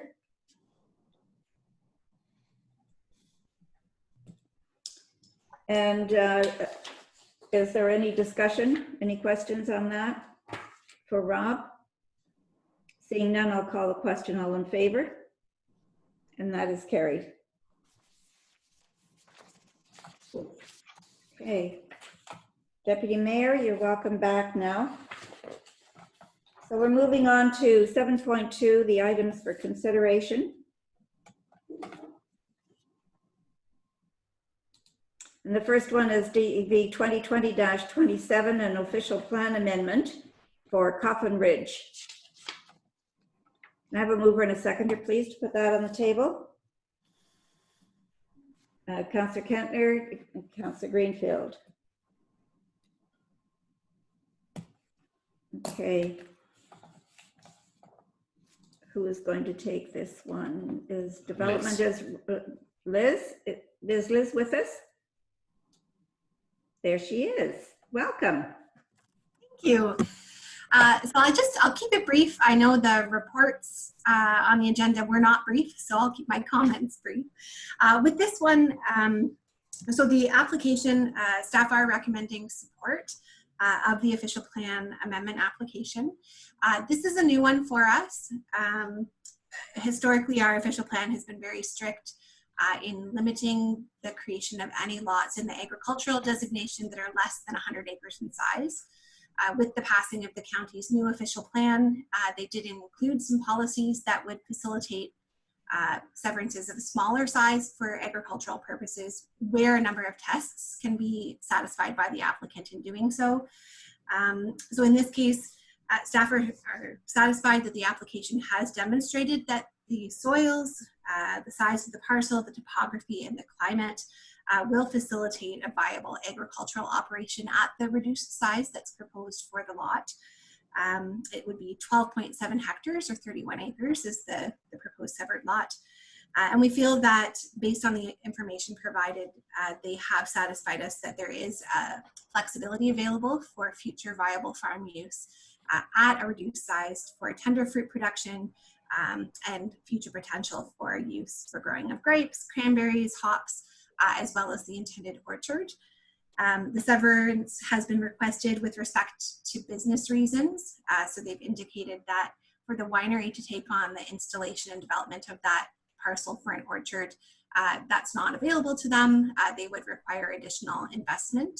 And so it's my understanding that they would be bringing on an additional partner, potentially for acquisition of those lands. to carry out the orchard installation to establish that new agricultural use. But regardless, I guess, of the details of that ownership arrangement, we have met those agricultural tests regarding the suitability of the parcel for agriculture on an ongoing basis. So staff are recommending approval of the local OPA. And if council agrees, then that decision would be forwarded along to the County of Grey for them to make a decision on the official plan amendment being the approval authority. I'm happy to address any questions. Thank you, Liz. Are there any questions about this report? Councillor Vickers. Through your worship, so are you suggesting, Liz, because there on this 32 hectares, there isn't any apple trees or anything on it right now, is that correct? They have a small area, is my understanding, planted in orchard, but generally we would be looking for them to increase that area if we were looking at this as a separate viable parcel, which is what they're proposing. They've had an agricultural assessment completed, and that was submitted alongside their report, and that kind of explores the soil and topography considerations for the property, and indicates that this property does have some of the characteristics you would normally see in a specialty agricultural area. So what they're suggesting is that a 25-acre orchard, as it applies in our specialty agricultural area, should be appropriate for this parcel as well, because it does share a lot of those characteristics that apply in those specialty crop areas, despite being generally designated as agricultural. So small orchard right now, intentions for a larger one, and the site is suitable for that purpose. So am I correct in saying that if I wanted to split a 70-acre farm up into two 35-acre parcels, then I could just come forward and say that I'm going to plant apple trees or hops or some other specialty crop, and then that will give me the opportunity to subdivide that farm, and then afterwards really be able to do whatever I want? Like, there's no real guarantees that what they say they're going to do is actually going to get done. Is there, Liz? No. So same with any other lot creation, unless there is an associated site plan approval, like with a commercial lot creation, for example. It's really taken at face value for what the lot can accommodate. So the focus becomes on what is the condition of the lands, and does that lot itself, given its characteristics, is it suitable for agriculture? Ultimately, what the landowner decides to do later is at their discretion, and we don't force their hand. But the policy test focuses in around that suitability for agriculture, and is it reasonable to believe that this parcel could be viable as a farm on its own based on its characteristics and the sizing that they've proposed. But is that a concern? Because, I can see us making this exception, and then, the next person coming in and saying, well, we're going to plant hops, or we're going to plant grapes, because, we all kind of have the same sort of land. It's not like, there's a little pocket of very distinctive soil, grape growing soil right where they are. I'm struggling to support this because of the reasons that now all of a sudden we have a loophole. And we allow these people to do it, then why aren't we allowing everybody to do that? Yeah, and I don't think it's intended to act as a loophole. I think that there are limitations to what constraints we can put on. If you're creating a lot, there isn't kind of a mechanism for us to apply control to that later to force somebody to do something actively. We can prevent things from happening, but on any of the lots, we very rarely have the ability to require someone do a development or carry out plans as they had established. I think it becomes more about that agricultural assessment. And in this case, it actually appears that the topography and soil, that mix is actually quite unique for this property. And in other areas, we have identified broad swaths of land that have those similar characteristics as specialty agriculture, where we've provided them with different permissions. So in that specialty agricultural designation, for example, we allow for 10-hectare severances or 25-acre severances for orchard purposes, because that is known to be kind of a predominant size for a viable operation. So in this case, I think the argument really has been that this parcel has that same type of soil, same topography, same climatic conditions, and would be suitable for that agricultural operation for orchards. And so we would be treating it with the same brush, I suppose, as the other lands subject to those same constraints. So I don't know whether Rob wants to go ahead and say something or not. You came on the screen there, but I guess my comment, and hopefully I'm not offending anybody, is that if you hire a good consultant, you can get this through. So I guess the reasons that I read in the report didn't seem like it was that good of a reason to me. So I'm still struggling, and it seems like if you can hire enough people to put this through, then you can get 100-acre parcels severed into smaller parcels. And I wonder if it's not a bad example to set. I appreciate your perspective. Rob, did you want to comment? Actually, Liz did carry on and did say that in the specialty crop area, we don't have those restrictions. Someone can split it up into the 30-acre, 25-acre parcels, and we don't have that requirement.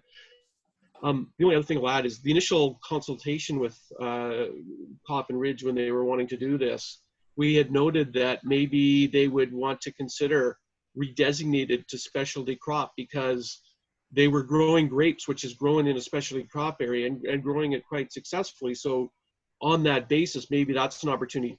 But by the time we got into the application and process, the county amended the official plan, and they provided that opportunity through the county plan on the justification elements, which Liz has spoken to. So at the end of the day, I think we're saying that this could have gone with a different designation through a different means, and they could have still achieved the same thing. So that's why Liz's report is recommending approval. Thanks, Rob. Councillor Bartley. Thank you, Madam Mayor. And Liz, tell me if I'm wrong, but what makes this property a little unique than Severn and other farms? There's already the two houses there, which makes it easier to subdivide because they're not building another house. And I think there's a fear that they could subdivide this and put in a subdivision. Well, that cannot happen, correct? That's correct. So there is not potential within the policies to support any kind of further subdivision. The intention would strictly be lot creation for agricultural purposes. And so that's been the focus of the evaluation is, could that be a viable parcel for agricultural purposes based on its individual characteristics? And so having reviewed that and the agricultural assessment provided, it's my opinion that yes, it would be viable based on the characteristics of the property for that purpose. But greater subdivision or development for residential purposes is not something that's in the cards based on the policies that apply. And because there's a second house already there, makes it a much more easier subdivision. If there wasn't a second house there, this might not go through, correct? I don't think the existing house influences the lot creation. I think it does influence the assessment a little bit in that we can say that there isn't to be a new house constructed. It's already there. So from a visual impact or from a change perspective, it's really a lot line on the map that's changing, not so much the physical conditions, I guess, of the property. Thank you. Thanks, Liz. Councillor Vickers. Thank you, Your Worship. I guess, Liz, do you have any familiarity with the Niagara Peninsula down in the Niagara region? From what I know about it is this has happened, that all of a sudden 100-acre farms got split up into 25-acre farms, and then a house to be built, all so they could be specialty orchards and that sort of thing. Now I think what is happening is that there's so many of these spots, they're actually taking them and buying them up, pulling the house off them, and then putting them back together, because really we're kind of fooling ourselves a little bit to say that a 25-hectare or a 12-hectare parcel of land is really economically viable to create a farm production facility. So I worry that we are getting ourselves in a slippery slope, and And I don't know whether you have any familiarity with the region down there, but they build these big houses, you know, then they don't want the land. They don't want to be orchard or vinland people because there's probably no money in it. And now, you know, agriculture is buying them back, slapping an APO on the farm, pulling the house off it, and then, you know, having to go through another process of kind of like planning. I have concerns about this, as you can see. I can see. So I guess what I would say is that, so for the specialty crop areas that are in that specialty agricultural designation, back in early 2000s, late 1990s, I know the county had gone through the process and had reached out to the local orchard growers and that agricultural community to try and get a better understanding of what is an appropriately sized farm parcel. I think the County of Grey also followed up with some more recent study. They had the University of Guelph students do some work around that as well. So I'd be happy to kind of pull together some of that prior evaluation to send that along to you if you wanted to review generally regarding that policy. But I think the intention there is that they had reached out to the community. They had involved OMAFRA at that point in time and had really determined that based on kind of the shift to the higher density plantings that seems to be kind of the trend in orchards right now. The capital investment required for those larger parcels is, I guess, not entry level available, is quite substantial, the financial investment needed for those high density plantings. And so they had made the argument at that point in time that the smaller parcels were more accessible for people to enter into that high density, smaller farm planting. And to had enough revenue, I guess, associated with them that once they were established, they were viable at that size. So it wasn't kind of a willy-nilly number. It was definitely based on kind of research and consultation at that point in time. And I can certainly share that if there's interest. Mr. CAO, did you want to speak, Rob? No, just to elaborate on Liz's, actually before the county did it, I worked for the Township of Collingwood, and we actually developed those policies and official plan in consultation with Mr. Wilson, who is the apple specialist in the area, in developing those and what was appropriate farm size, and also having the mayor and deputy mayor apple farmers. And it was more about allowing the younger farmers the possibility of purchasing these and starting their orchard operations because they were considered viable at the time. So, and then that got carried forward, as Liz said, into the county and the studies to back it up and things like that. So, thanks, Rob. Councillor Greenfield. Thank you, Your Worship. We are, Rob and Liz, if we get time this year, going to be refreshing our official plan. And is this possibly one discussion we might have at that time? We could, reconsider, at least talk about it later on when we're doing that. Thank you, Councillor. That's a really excellent point. So certainly this policy is now within the County of Grey official plan. That's in their approved document. We do retain the option to be more stringent in the local official plan.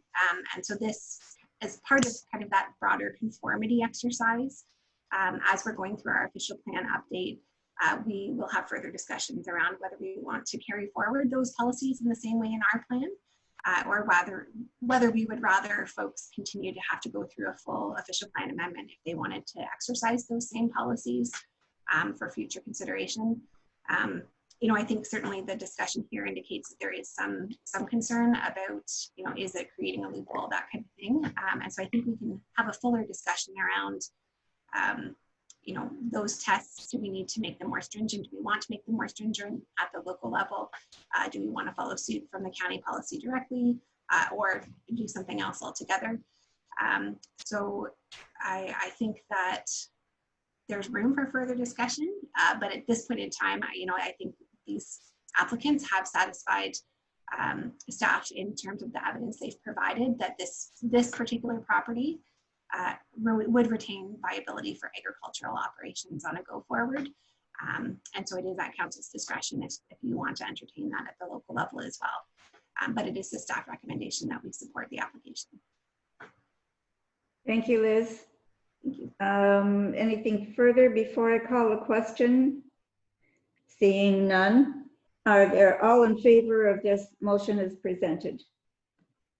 2, 3, 4. And those against? That is carried. Thank you. Okay, on to DEV 2020-28, a zoning bylaw amendment on 29 Lakeside Avenue. May I have a mover and a seconder for that, please? Councillor Kentner and the Deputy Mayor, thank you. And Liz, back to you. Thank you very much. So we held the public meeting for this file last week as well, and did not have any submissions from neighbors, for example, on the application. Staff recommend support of the application, which is a request to increase the height permitted for an accessory building to not exceed 6.7 meters in height. The proposed zoning amendment would actually limit the ground floor area of the proposed building so that it would be constructed as proposed. And there's no kitchen or cooking facilities that are proposed within the structure. It will meet the same setbacks as would apply to a dwelling. And I think in the report I'd noted that, you know, if it were attached to the main dwelling in some way, a permitted height of 11 meters would apply in this same location if it were attached. So, you know, I think on that basis and the basis that surrounding buildings are kind of in that 1.5 story range, you know, I'm not anticipating any specific visual impacts. And I think the relationship between the main building and accessory building will be maintained. That will still be secondary or subordinate in the view from the street. So staff support that the request and are recommending approval of the amendment.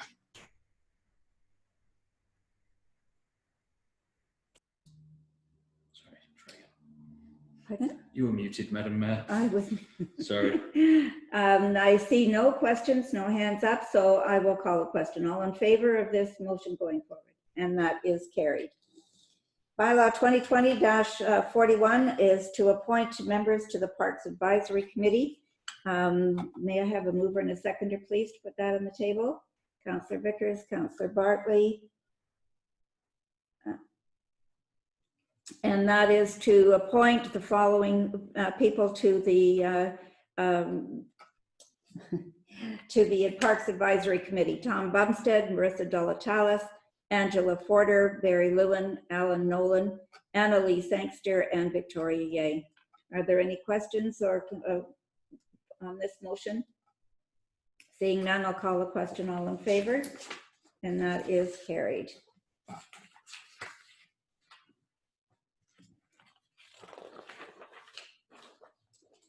We're on to bylaw 2020-42 to appoint members to the Committee of Adjustment. We're going to pull that. Oh, no, that's to you, Matt. Yes, thank you, Madam Mayor. Before this gets put on the table, I'd like to pull this from the agenda with Council's go-ahead. Since this bylaw was drafted, staff have been working through some logistical issues about how to have Committee of Adjustment, or more importantly, how to deal with the planning matters that Committee of Adjustment would normally do.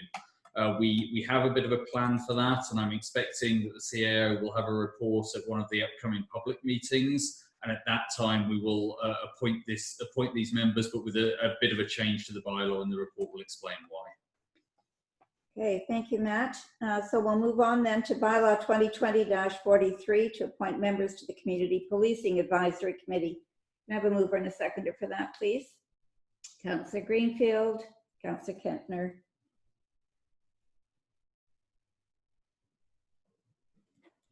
Any questions or comments on that one?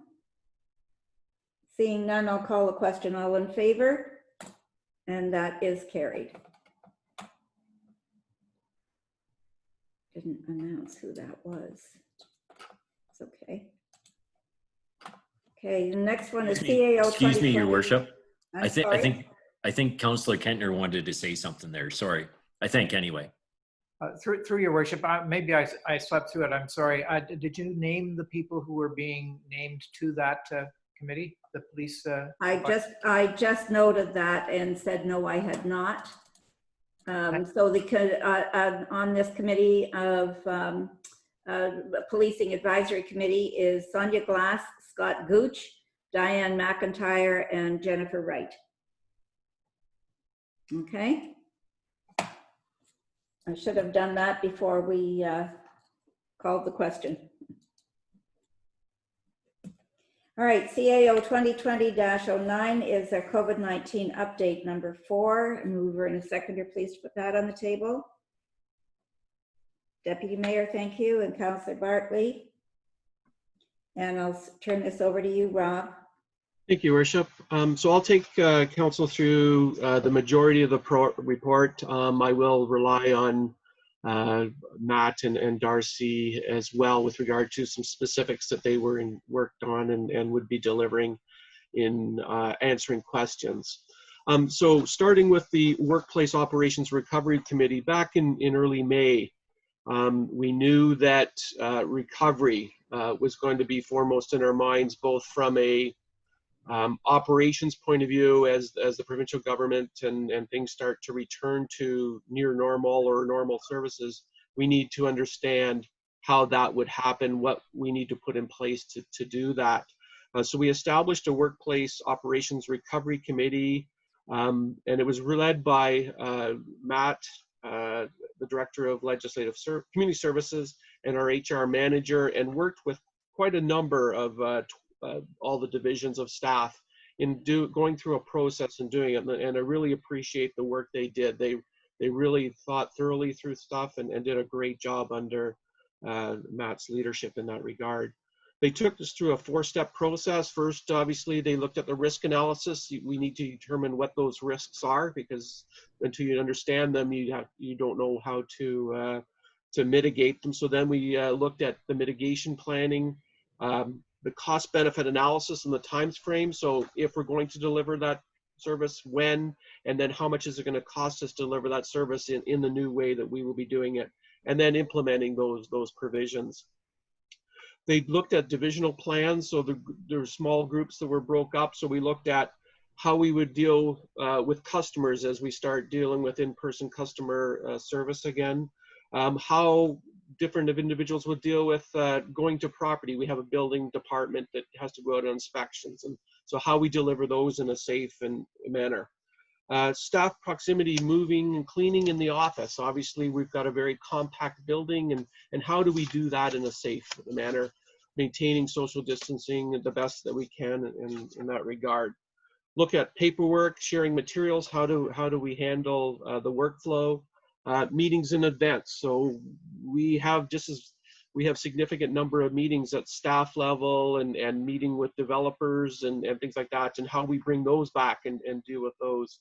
And then obviously on the more on the operations side, but we've got construction projects and vehicles and how those are handled. So that they went through that process extensively. Following the completion of the risk assessment and mitigation planning, we classified those in different levels. So those that were implemented immediately and have already been implemented, required protocol development and equipment purchase. So what we need to purchase to deliver it, if it's going to result in a service level change and how that would apply, and then what would be delayed due to the provincial or external restrictions that are placed on us. So we know that some stuff isn't open provincially yet, so it's just how they are. The recommendations were prepared by that group. They were presented and approved by both the senior management team and the control group in going forward. And we also acknowledge that certain items would need to be presented to council and are included in this report where service levels are impacted. And you heard about Matt speak to that when he talks to service levels. Those are decisions that council would need to make. As of today, a number of our staff have returned to working in the office in anticipation of us starting to deliver in-person services, which we hope to deliver by July 6th. We've done training for those staff. There's daily screening. So we have implemented a number of protocols with regard to them returning to the office.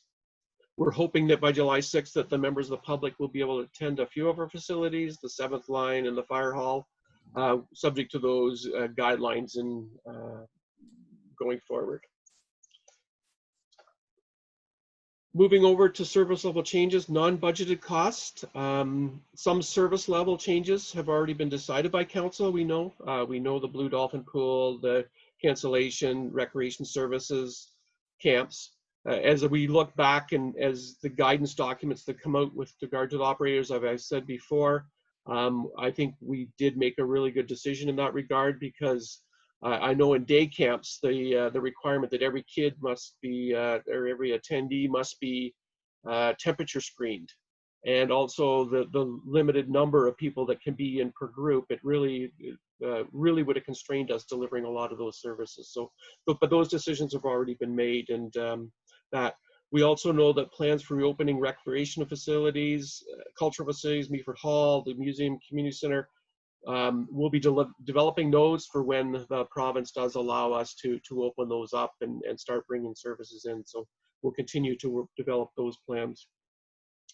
Some service level changes that we're recommending in addition to that, the museum gift shop and tourist information center, they're very high touch, and we're not recommending that we open those at those time. The leaf and yard waste fees, we have recommended that we waive the fees for acquisition of mulch and other items for a couple of reasons. One is cash handling. There's been identified risk. A lot of businesses don't accept cash. That's our only opportunity out there to sell it. And we need to get rid of it because it's there's a surplus of it, and it's so really the loss, I think, of income on that is about $500. So we've it's more of our benefit to, from a safety point of view, to do that.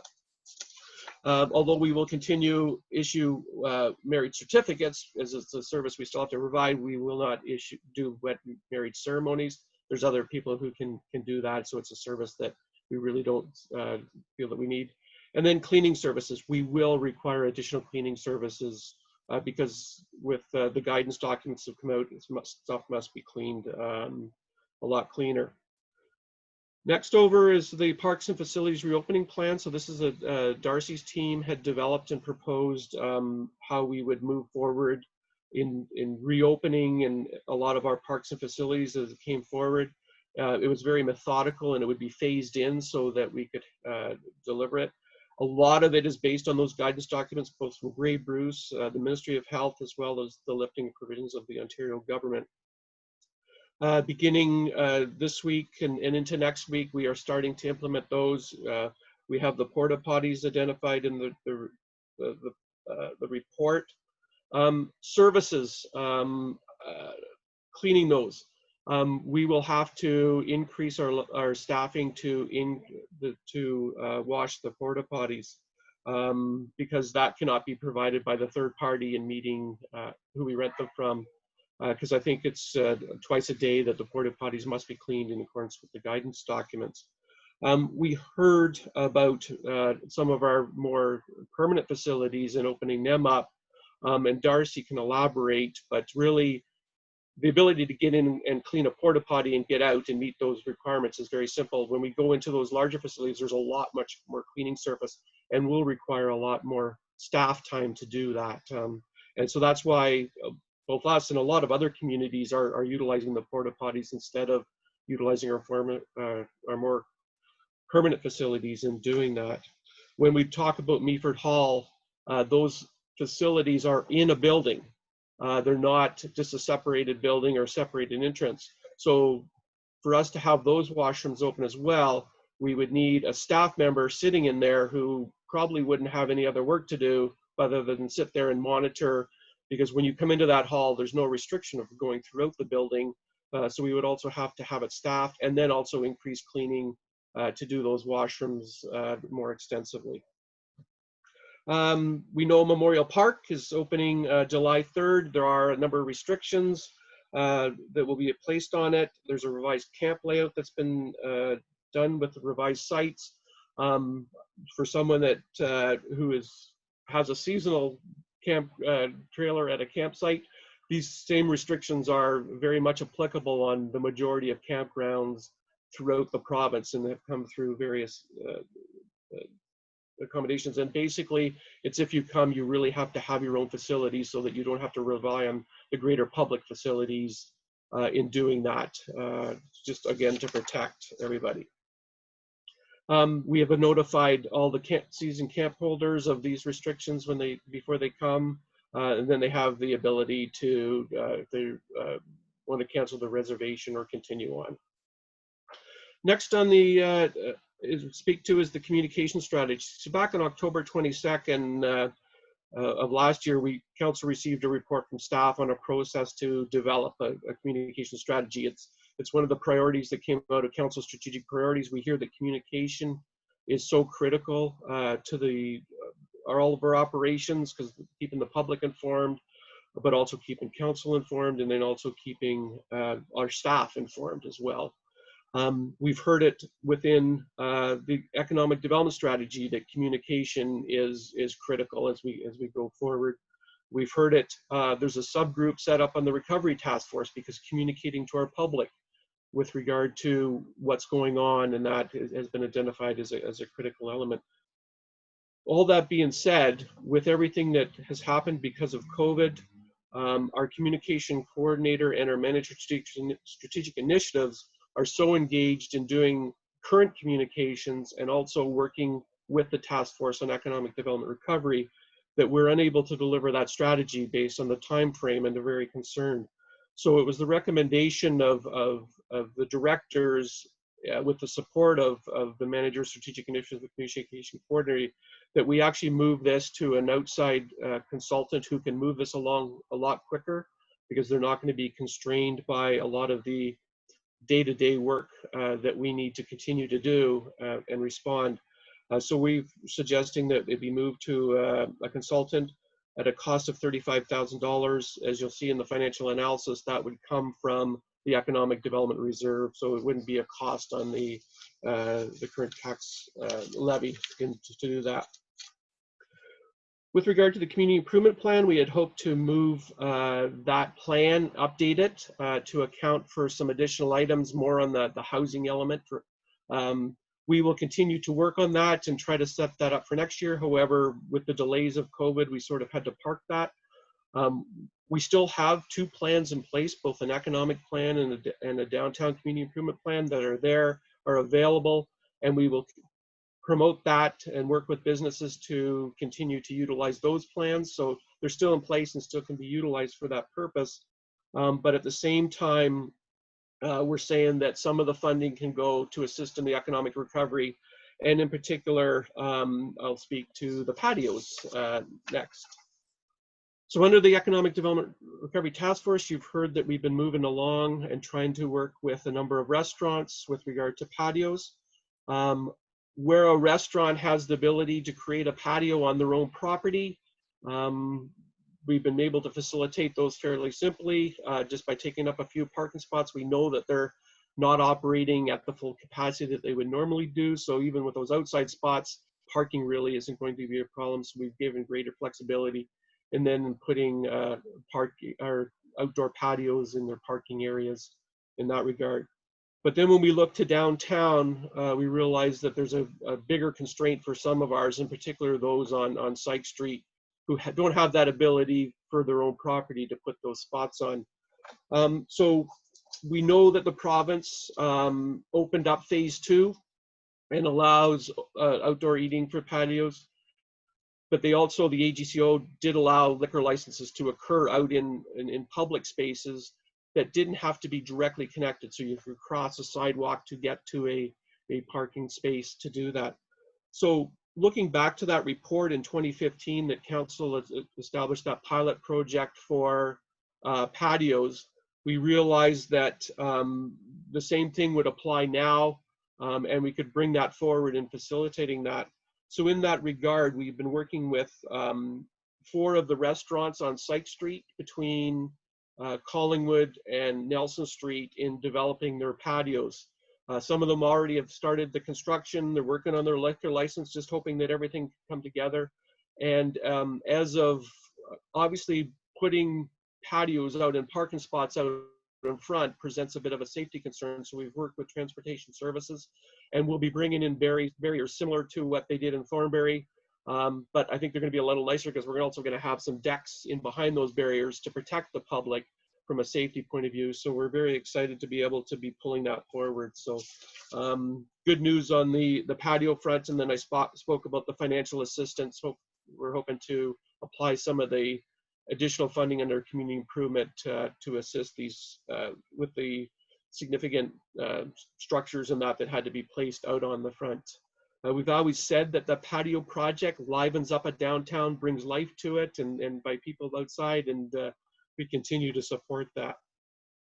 With looking at the Market Square, we commenced, as it was noted, they commenced operations 2 weeks ago with order online and pickup services within the Market Square, and I understand that they started with about 4 vendors on the first week and have increased vendors last week in that regard, and seems to be working out. I won't get into the details. The subgroup that Victoria spoke of with regard to the Market Square idea, we have been talking to the BIA about reprogramming and the possibility of looking at the Market Square from a long-term point of view, and have said from a permanent point of view that we should be doing that as part of the official plan, because there's a lot of different things that we do need to consider, such as the impact on parking, and we did that parking study. So if we took out Market Square, there'd be even a greater impact. So those are things we need to look at comprehensively.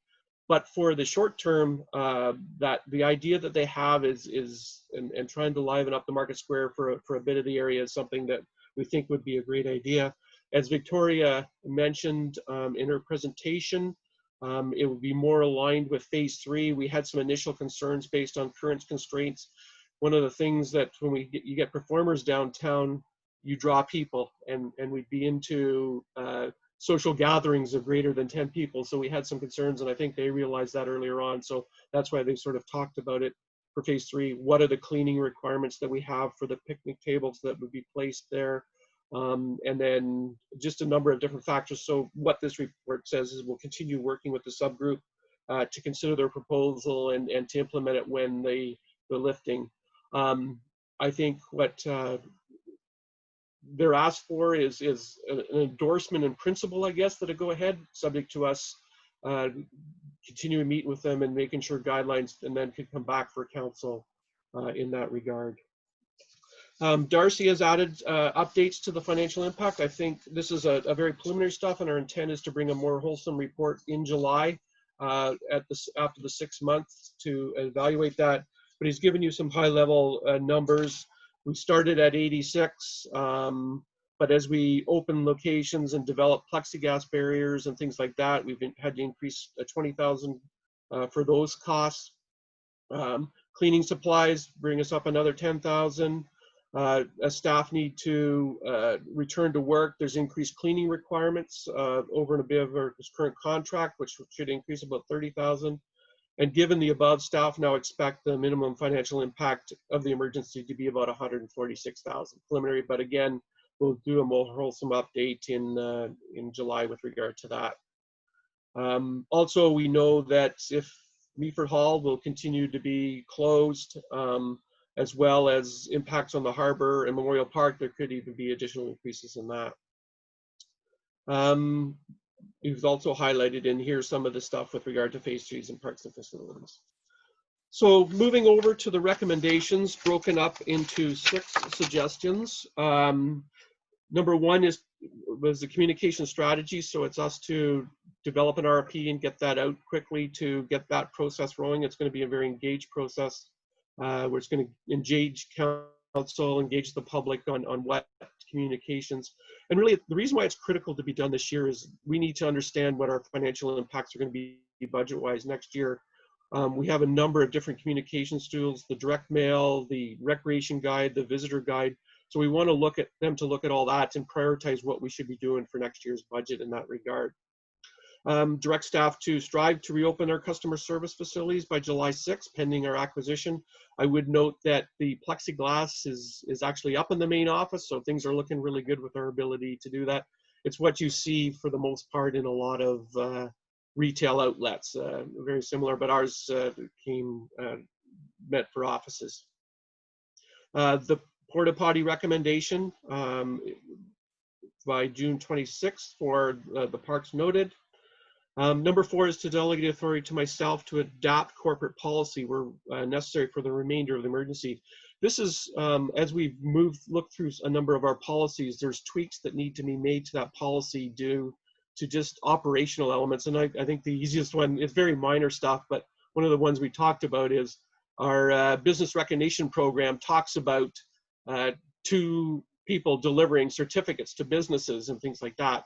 Well, we can't do that in these times and maintain social distancing and doing that. So it's adapting that in a way that we continue doing that. And it's just minor stuff to given that authority. It's nothing major change to corporate policy. We're asking council to adopt the municipal facilities reopening document as a guiding document as we reopen those facilities, and then direct staff to continue with the patio pilot project and approve funding from the community improvement plan to assist those businesses in setting up the patios. So those are the recommendations that we're putting forward to council in the COVID update report. Very thorough, comprehensive report. Appreciate all of the detail that you've included in there. And I'll open it up to council for comments, questions. Deputy Mayor. Thank you, Your Worship. I'll start. Thank you, Mr. Armstrong. Sorry. We did hear strong advocacy from Victoria and Scott Gooch as president of the Chamber of Commerce for washrooms at Meaford Hall. And I won't put you on the spot to try to give us a number off the top of your head of what that might cost, but I would like to know that, and perhaps council would as well, so that we can make a decision about you know, how we might go forward with the plan for Market Square as presented. So if it's appropriate, I'll bring forward a notice of motion later in the meeting to get a report on what that number is so that we can make that decision.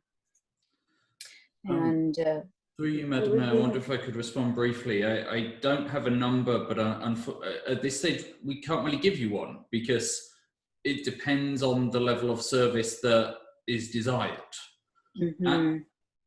During normal times, the washrooms at Meaford Hall are open pretty much 9 till 5, Monday to Friday, and then whenever the building is in use at other times. The building isn't in use at all right now, and so it would very much depend on what council wanted in terms of access to that building, because it would have to be manned 100% of the time that it was open. And right now we have some staff in upstairs, but we don't have staff there full time. Several people are still working from home. And obviously we've laid off our part-time and casual employees. So opening the washrooms Monday to Friday, 9 to 5 wouldn't be too difficult. There would be cleaning costs associated with that. And I know Darcy will talk about how we've calculated what some of those cleaning costs are. But in order for the proposals that you've heard today to be successful, that building would need to be open from 9 till 9, 7 days a week. That's not a level of service we currently have, and it would need significant extra money in terms of just literally having a person in the building to have it open. Thank you, Matt. Darcy, did you want to comment on that? Yes, thank you, Madam Mayor. Further to Matt's comments, so we're talking about all the off hours plus additional cleaning to try and get us to 7 days a week. Very rough back of the paper, probably somewhere between $1,000 and $1,400 a week just to have the washrooms on the lower area open only and the rest of the building completely still off limits to the public. Thank you, Darcy. We have a list. Yes, Councillor Greenfield, you're next. Yes, thank you, Your Worship. Thanks, Rob. A lot of details there. Rob, you're going to have to help me with number 6. First of all, I'm all in favor of the patios. I have actually supported that, having outdoor patios for the last years. I think it's a great idea for our restaurants to do that. But it says in 6, we're going to approve funding from the Community Improvement Plan to cover the application fees and costs to establish the patio. So then further on page 261, it says all labor and materials will be the responsibility of the proponent and not result in any significant cost to the municipality. So I guess if we're taking monies from the community improvement plan, that doesn't mean that to me, the proponent is not paying for the cost of the patios. And I need to get this straight. Like who is paying for this? The community improvement plan is taxpayer dollars. Mm-hmm.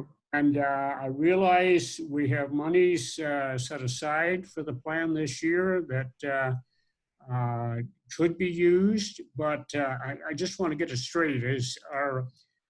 Are all the monies for the cost of the patios coming from the CIP, or is there a split? And if indeed it's CIP dollars, we have always delegated maybe 20–25% of a project through the CIP and then let the proponent handle the rest. So can you tell me where we're at on that, please? Yes, thank you. Through the mayor. So I believe I wasn't able to scroll back to the thing, but I think what you're referring to was the 2015 report where when we allowed patios and said the costs are yours.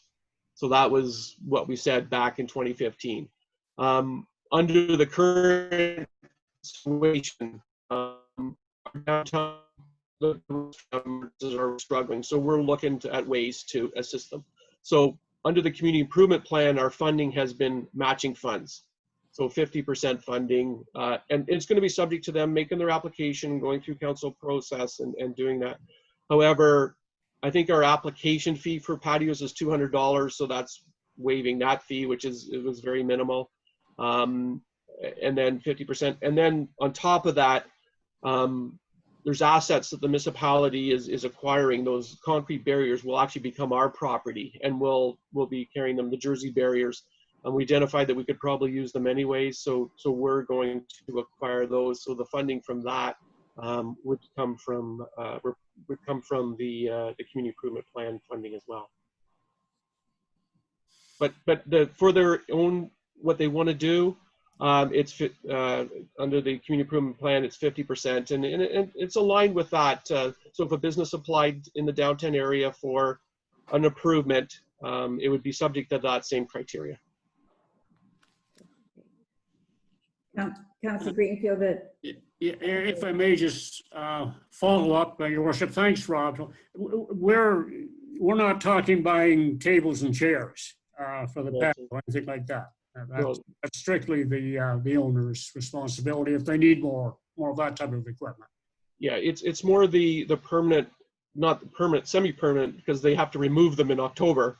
But it's the deck structures that they're going to be sitting on. It's more about beautification, which aligns with the CIP. You know, their own infrastructure tables and chairs and everything like that. That's not what we're talking about. It's just the whatever decking they require to make it look good. All right, thank you. Rob, you've mentioned often Jersey barriers. What does that look like? They're the concrete barriers that you would have seen on Syke Street when we were doing the Syke Street Bridge. So it drives people into a single lane. So they're sort of fan out at the bottom, about 32 inches high. Anybody that's been to Thornbury, they place them all along their downtown to separate the parking spots and that. And they're there to protect vehicles going through and into a pedestrian area. But we've heard from folks in Thornbury that the merchants down there, that they don't like those kinds of barriers. So what we've done is we have consulted with all of the business owners along that section, and they understand the challenges of restaurants and have been very supportive. Some minor comments about that, but the businesses in our community have been supported for that section. We're only looking at it for the section on the one side of Sykes between Collingwood and Nelson Street. So it's not the whole downtown in our situation. Okay. Councillor Vickers? Thank you, Your Worship. So Harley, he's a lot more. He has a lot more knowledge about this fund and stuff. So it's called the CIP fund, Rob. Like it's a reserve fund. Yeah. So the municipality can develop a plan, which we did. Our downtown community improvement plan was done in 2008, and then we did another one in 2015. And it's called an economic community improvement plan. So it helps businesses throughout the community, where the downtown one. So what a lot of the funding that people have taken advantage of over the years is to fix up their front facades. We've provided 50% funding for them to fix it up. You're allowed to improve the accessibility into your building. So that's a qualifying element. And then out in the economic area, you can actually do a business plan to increase business or do some structures for on-farm diversified. So those are all opportunities that you can take advantage of. The plan is very prescriptive on the program and how you can do it.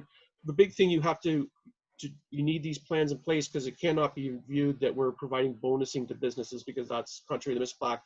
But this is one tool that a lot of municipalities and the county just recently went through a process where they're now providing some additional funding to the municipality of $20,000 a year to top up our funding for the community improvement program. So yeah, we've had it in place. I think we've been providing funding since 2013 in that regard.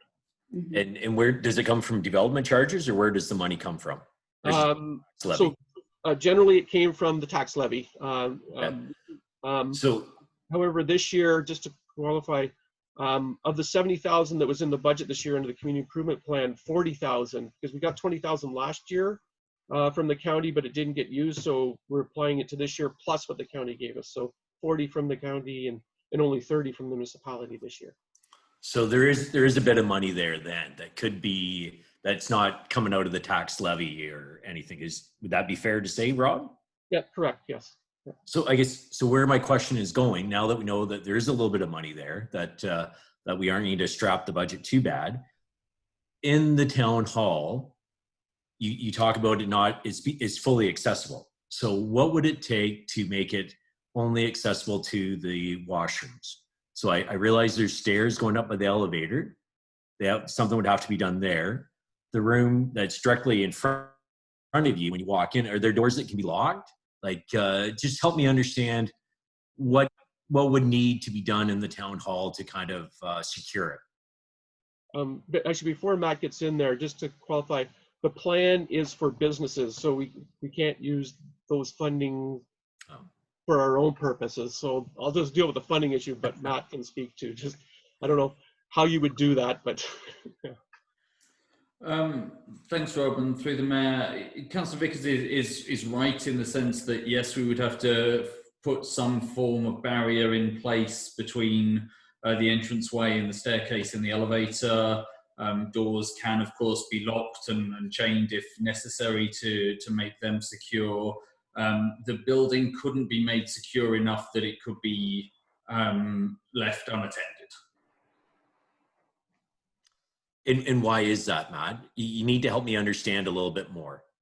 Well, because no matter what you do to secure a building, if I put a padlock on the doors to the terrace room, which gets you into where our technology is and the kitchen is and the terrace itself, somebody could come in with bolt cutters and clear that. We have televisions in the main area.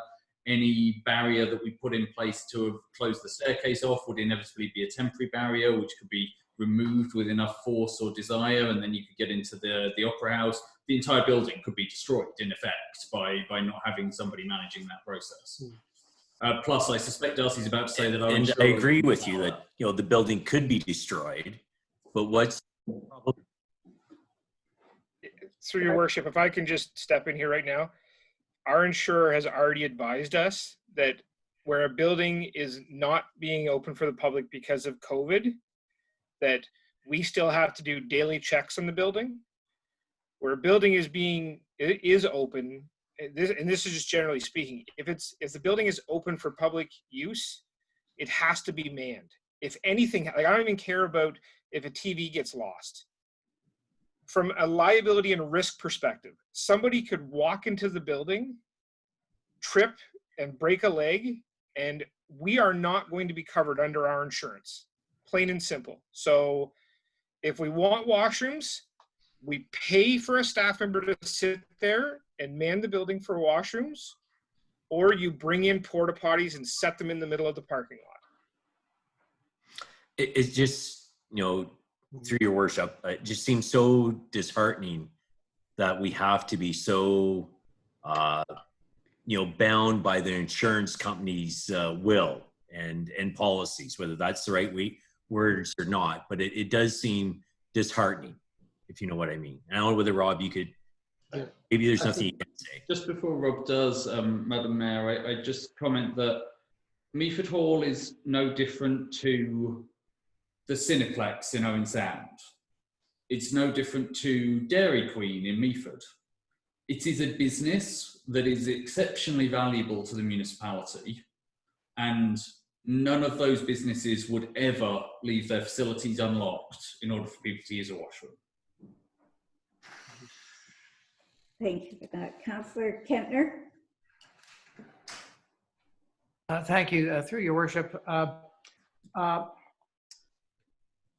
I think that, we would be likely liable if somebody broke a leg falling out of the porta potty on the Market Square as well. So on the liability issue, I think that, there's kind of a wash there. I do understand. Through your worship, I have to comment when it's an absolute incorrect statement. We would be as liable, yes, but our insurance provider will actually provide coverage if we do things properly. If we do not do things properly, we will not have insurance coverage. And if somebody sues us for $100,000, that comes out of the general tax levy, not from our insurer. That is the difference.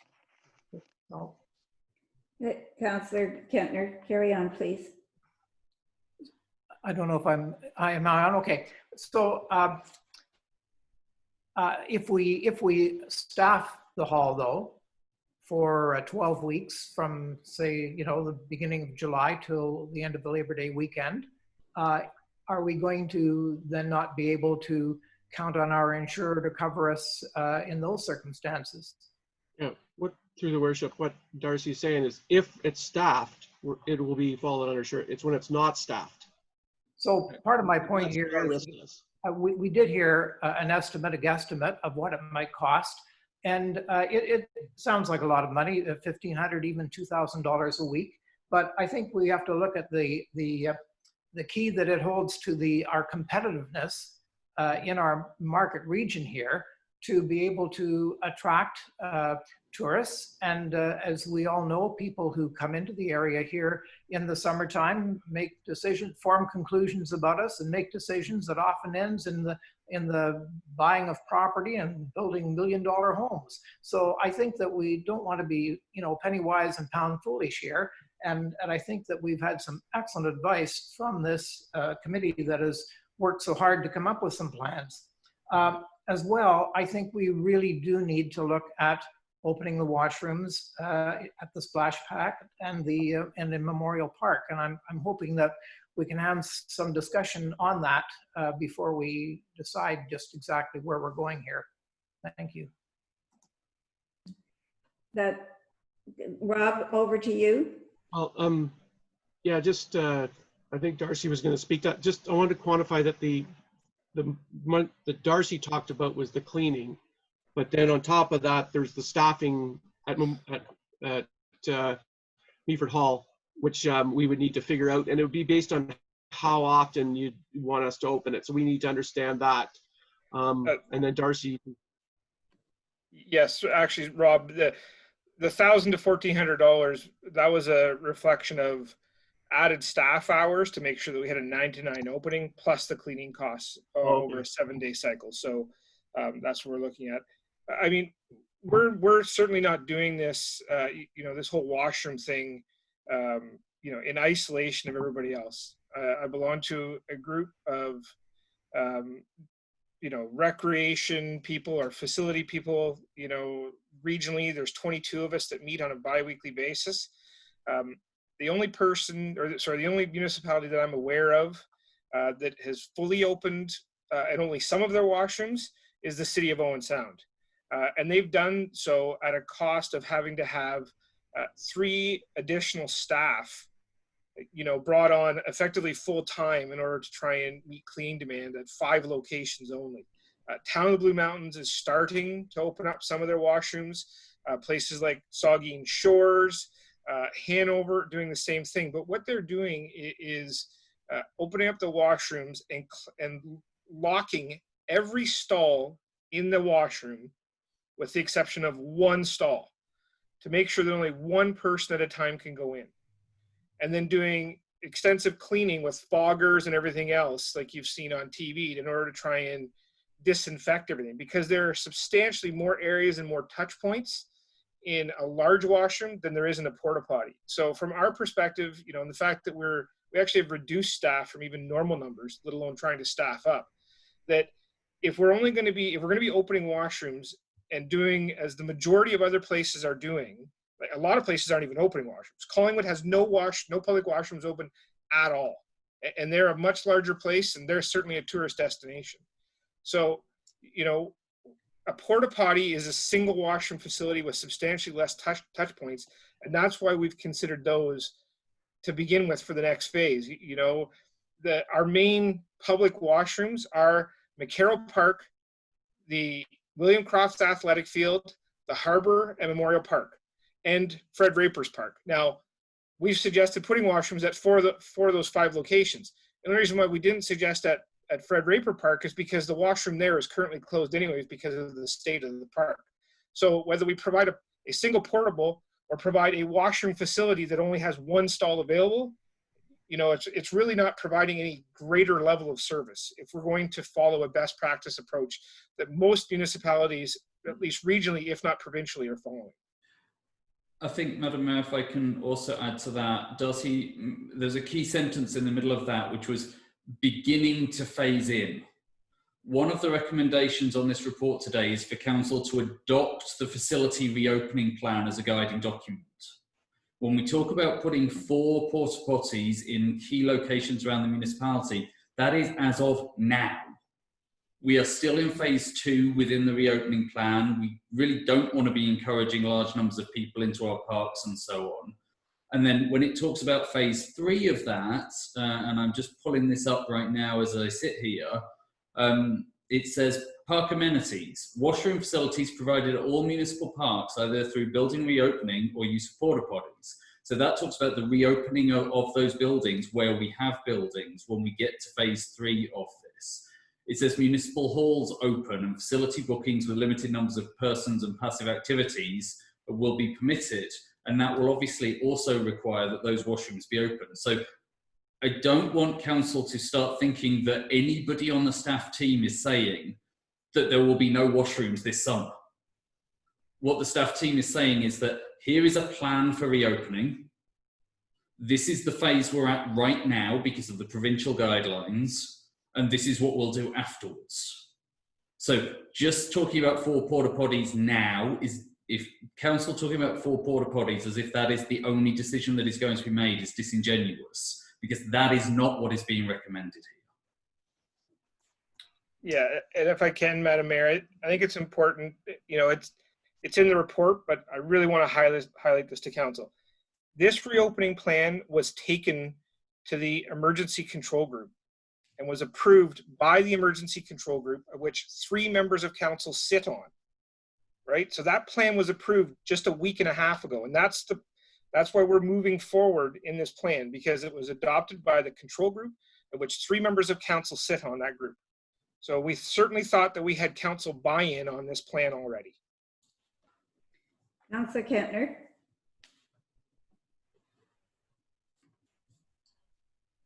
Thank you for all the input. I understand that. And just one point, I think that you might resolve the cost of staffing the hall quite simply by taking, say, 3 or 4 employees who are currently working at home and giving them a workstation, perhaps in the room adjacent to the foyer and the washroom on the main floor or the basement floor of the hall, and just have them work social distancing within that area.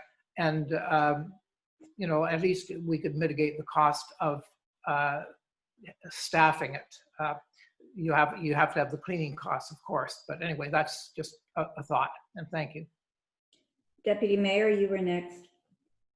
Thank you, Your Worship. And if nobody minds, I'm going to change the conversation over to number 1, the recommendation to hire a consultant for communications, a new strategy. And I do think this is very important because we hear about communication everywhere. My question though, and Councillor Greenfield, perhaps you'll appreciate this. In 2014, you led a task force that created the Citizens Charter report, which dealt with communications, among other things. And I'm just wondering if that report will be considered in this process, if it's a potential to engage a public task force, such as we've done with the Recovery Committee and the ActDev task force to work on this. So I know you mentioned there will be strong involvement from the public, but I'm just thinking of the recent success we've had with task forces and this report, and wondering how the two can work together. Yeah, through Your Worship, the even though, like, I look at the economic development strategy, yes, there was a task force, but it was also done by a consultant because they're the ones that have to create the document. I would say that we'll be looking at quite a few historic elements of what we've done, communications and things that have gone forward in the consultant doing that. So it'll be part of the process to engage. I think as we develop it, depending where we were, obviously we've heard that communication support is an economic development, so there can be input through that process as well. So, but I think it really needs to be led by a consultant, but we'll look to all the public engagement that we can do. There's the recreation side, how we consult on recreation, that's important as well. Yep, and that's exactly what I was thinking, Mr. Armstrong, was that it be handled in a similar manner as the economic development one, with a consultant and with a task force, and moving forward with public sessions, just as we did with the ActDev strategy. Councillor Bartley.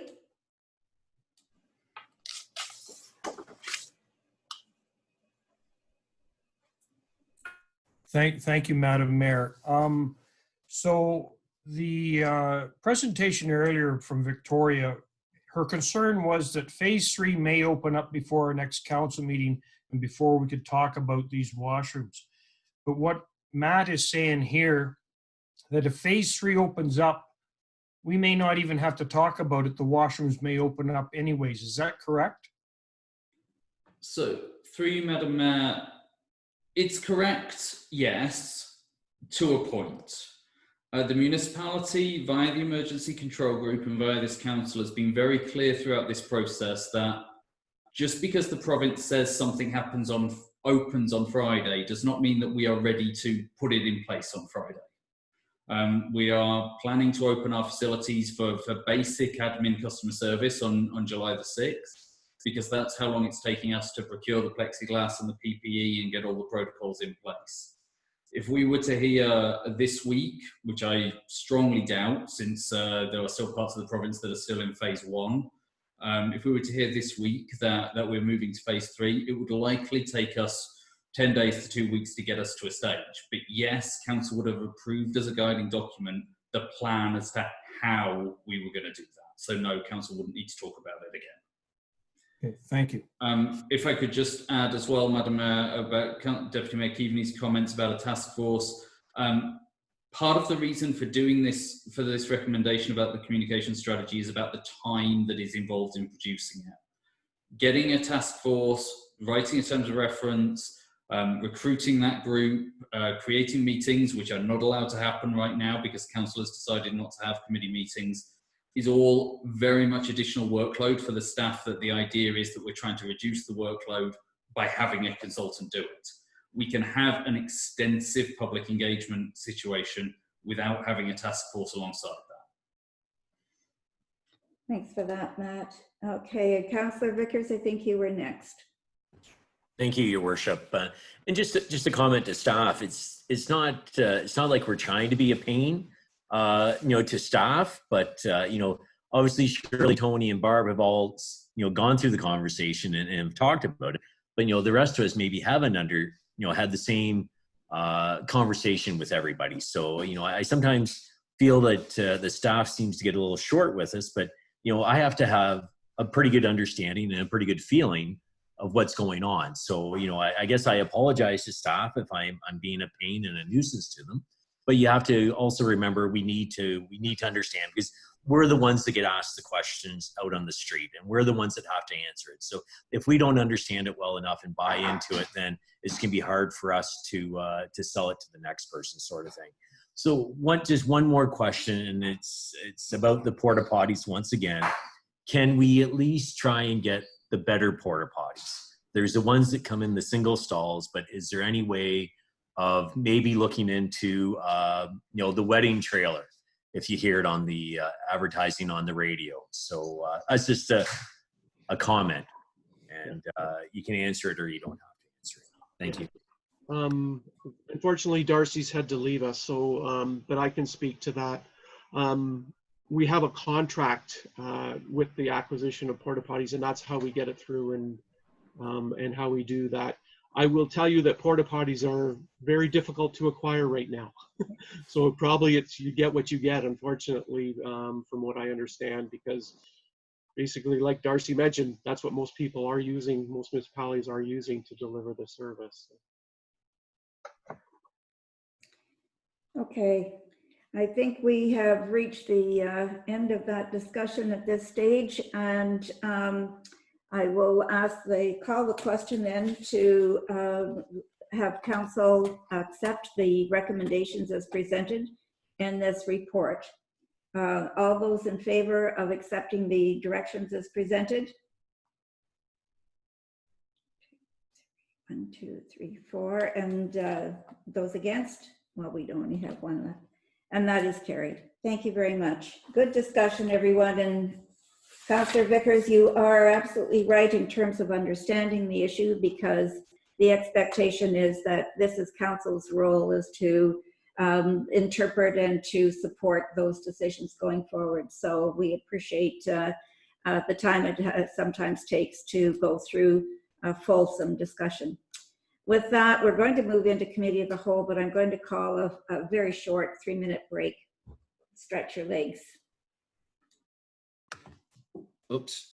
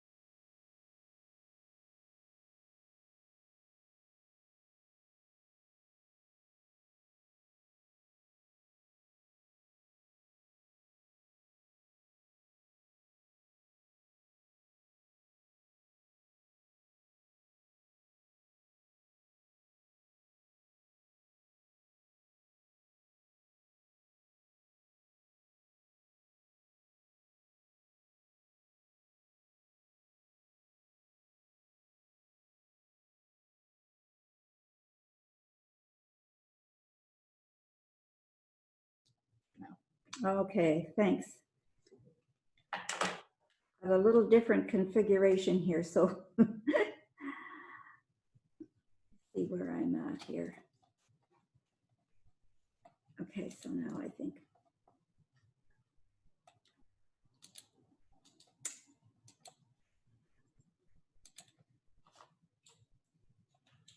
Not,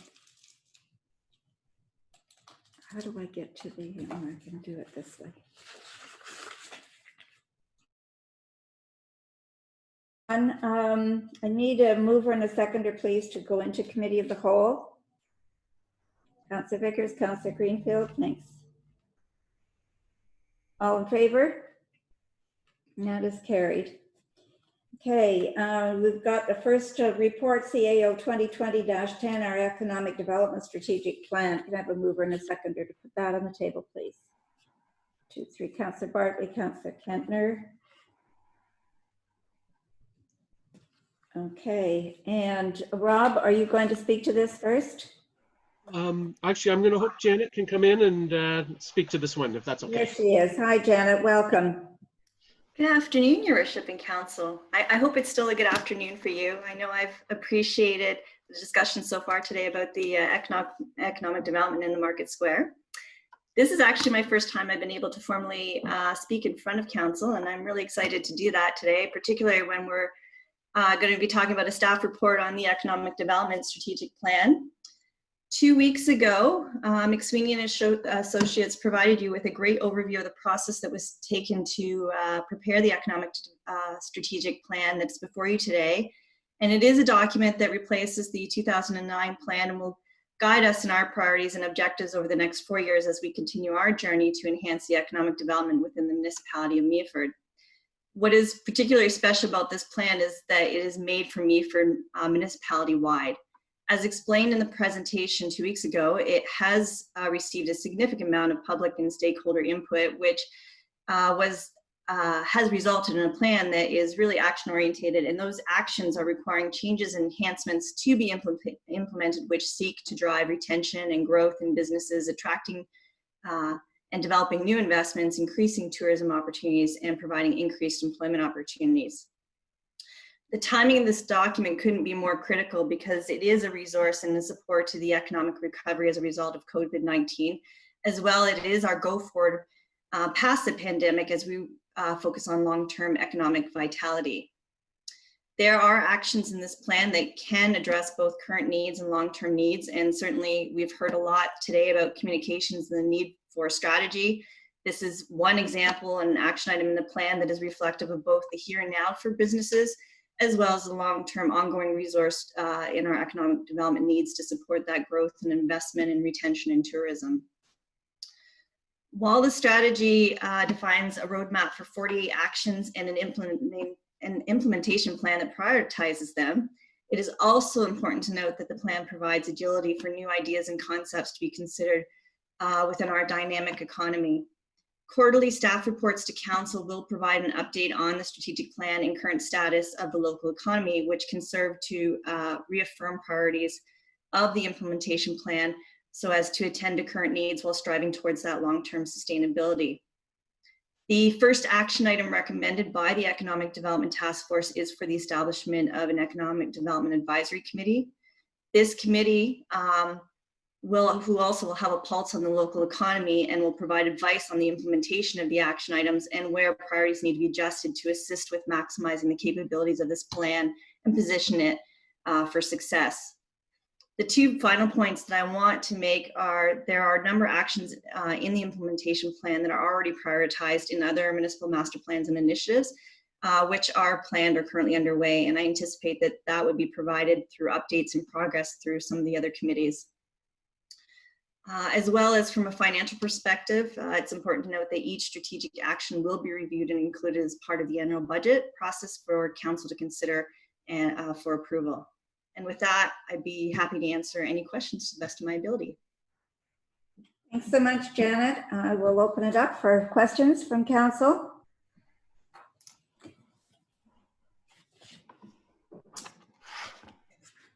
Okay. Oh, good report and well received. We see no questions from council. You're getting off lightly this time, Janet. This is your first trial with Thank it. you. I will call the question then. All in favor of accepting the recommendations as presented, and that is carried. Thank you so much for that and all of the good work that's gone into making this strategic plan. Appreciate all of that effort. Moving on to community services, COM 2020-15, the Community Safety and Wellbeing Plan update. Can I have a mover and a seconder for that, please? Councillor Kentner, Councillor Greenfield. Okay, and to you, Matt. Yes, thank you, Madam Mayor. I'm not actually going to talk to this report beyond to say this is a fairly simple information report giving council an update on how we intend to complete the plan, which has obviously been fairly dramatically changed over the last few months, but I'll happily answer any questions. Thanks to you for that, and to Hannah for all of the work that that has gone into this. Deputy Mayor. Your Worship, thank you. Just one question, if I may, Mr. Smith, in relation to, and Mayor Clumpus has mentioned Hannah's name. Correct me if I'm wrong, but I understood that there was a year-long contract for Hannah to lead this, and now we're going to obviously be taking some extra time, and you indicate that there is no additional cost.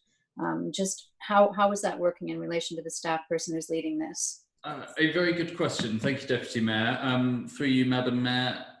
At the moment, our plan is that Hannah will continue to work through her 12-month secondment for this, and we will have made every effort to get as close to completion of the plan as we can. She and I, as the report references, have sort of turned a few things around and will refocus the public consultation in a slightly different way based on some of the risks that we've so far done analysis for. And we very much hope we can do that in October and November, which will mean that we're getting to the stage of having, you know, something like a draft plan by the end of the year. Hannah's regular job, of course, is as the Legislative Services Assistant, so she'll return to that in January. But if that means that she and I need to do some finishing off in the early part of next year, then that's how we intend to do that at the moment. Obviously, if the major public consultation can't happen in October, November, then we will likely be back to council with some different suggestions. Thanks for that, Matt. Okay, any other questions? Councillor Kentner. Through your worship, not a question. I just wanted to congratulate Matt, and I'm just so impressed that we have accomplished what we have despite COVID-19, and there isn't any doubt that COVID-19 is actually making this entire exercise so much more important. So I just great effort, and keep up the good work on this one. Thank you. Thank you, Councillor Kentner, and I think you're absolutely right. This situation has clearly exposed some issues within the community that we need to deal with, and I'm even happier than I was before that council made the decision to look at this on a local basis rather than on a regional one, because I think we do see the differences. I really cannot take credit for the work that's being done. Hannah McCullough is doing a phenomenal job at keeping this moving forward and really figuring out what's going on, and she'll continue to do so.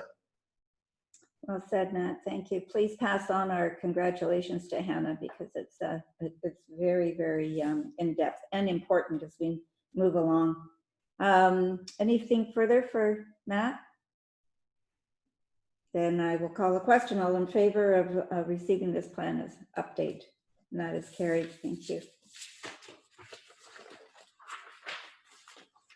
And the next one is COM 2020-16, our fire communication services. I have a mover and a seconder, please, for that. Councillor Bartley and Deputy Mayor, thank you. Okay, Matt again. I'm going to defer this one to John, actually, because he understands why we need this better than I do. Welcome, John. Chief? Thank you very much, Your Worship. Pleasure to be here, and good to be before council. This report basically speaks to the transition of moving our radio system into a more modernized capability. In terms of background, the Meaford Fire Department operates about 38 different radios, mobiles, portables, and what have you in the vehicles. It's a analog radio system, VHF range. Basically is our communications link between Owen Sound Police, which does our dispatching, and our communication operates primarily from the Meaford Water Tower. Our current operating budget for radio equipment is about $2,500. We use it to repair items and or replace as necessary.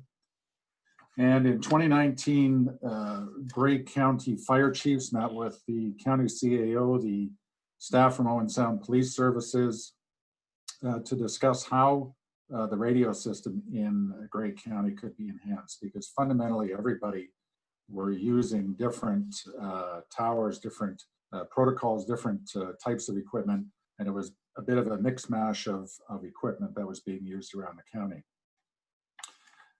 In the next part of the report, the county project, there's a number of items that are identified as problems, but I want to give you two very clear examples that recently occurred where we faced some challenges. A number of weeks ago, we responded to a mutual aid call from Intertownship Fire Department to just north of Annan. Was a number of small buildings on a property that were on fire and some equipment. And in trying to communicate with our dispatch, we found out that we were unable to speak to them via radio because our radios work within, shall we say, the Meaford bubble. And the minute we step outside of that bubble, we have challenges in communicating in other parts of Grey County. So what in essence I had to do was to phone dispatch and provide updates to them through a cell phone. What it doesn't do is it doesn't provide accurate and timely recording of radio communications, fundamental benchmarks that we use for doing the work that we do, and creates a significant liability for the municipality in terms of what we don't capture that we ought to be able to capture. Coincidentally, this morning, I responded with other firefighters to a call in Heathcote, which is an area that we cover for Grey Highlands. And when I arrived on scene, because of the distance from Owen Sound, I guess, dispatch and our water tower, they weren't able to hear me and I wasn't able to hear them. So again, couldn't announce my arrival on scene, couldn't advise the paramedics had just arrived on scene, couldn't provide an update on a patient's status. So to speak in terms of the benefits of this system, Grey County has put together a plan that where they will upgrade the system and cover all the infrastructure and equipment costs up front.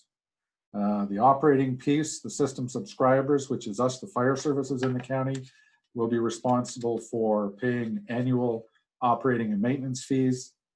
And the cost is proportionate to the number of radios and mobiles that each fire department has within their respective departments. The cost of this upgrade is about $1.6 million that the county is looking after. And the incremental costs for us over the next 10 years are $17,000 for years 1 through 3, just over 17,000, and then just slightly over 21,000 for years 3 through 10. We currently already pay about $18,000 a year, but that's really just for dispatch services for Owen Sound Police to receive and dispatch our calls. This will be in addition to that. I can tell you that having been involved in a number of communications radio projects in different parts of the province, that this is cost-wise for what we're getting an extremely reasonable amount. And I can tell you that this upgrade to equipment, while it isn't to what we would say the most current standards around the province, it is such a significant step that we will be able to speak from wherever we are in the county.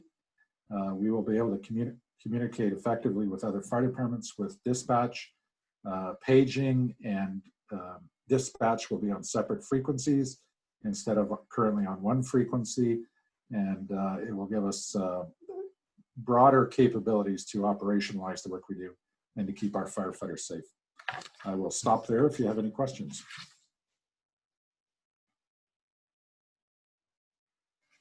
Thank you for that, Chief. Questions from Council. Deputy Mayor. Thank you, Your Worship, and thank you, Chief DeHooge.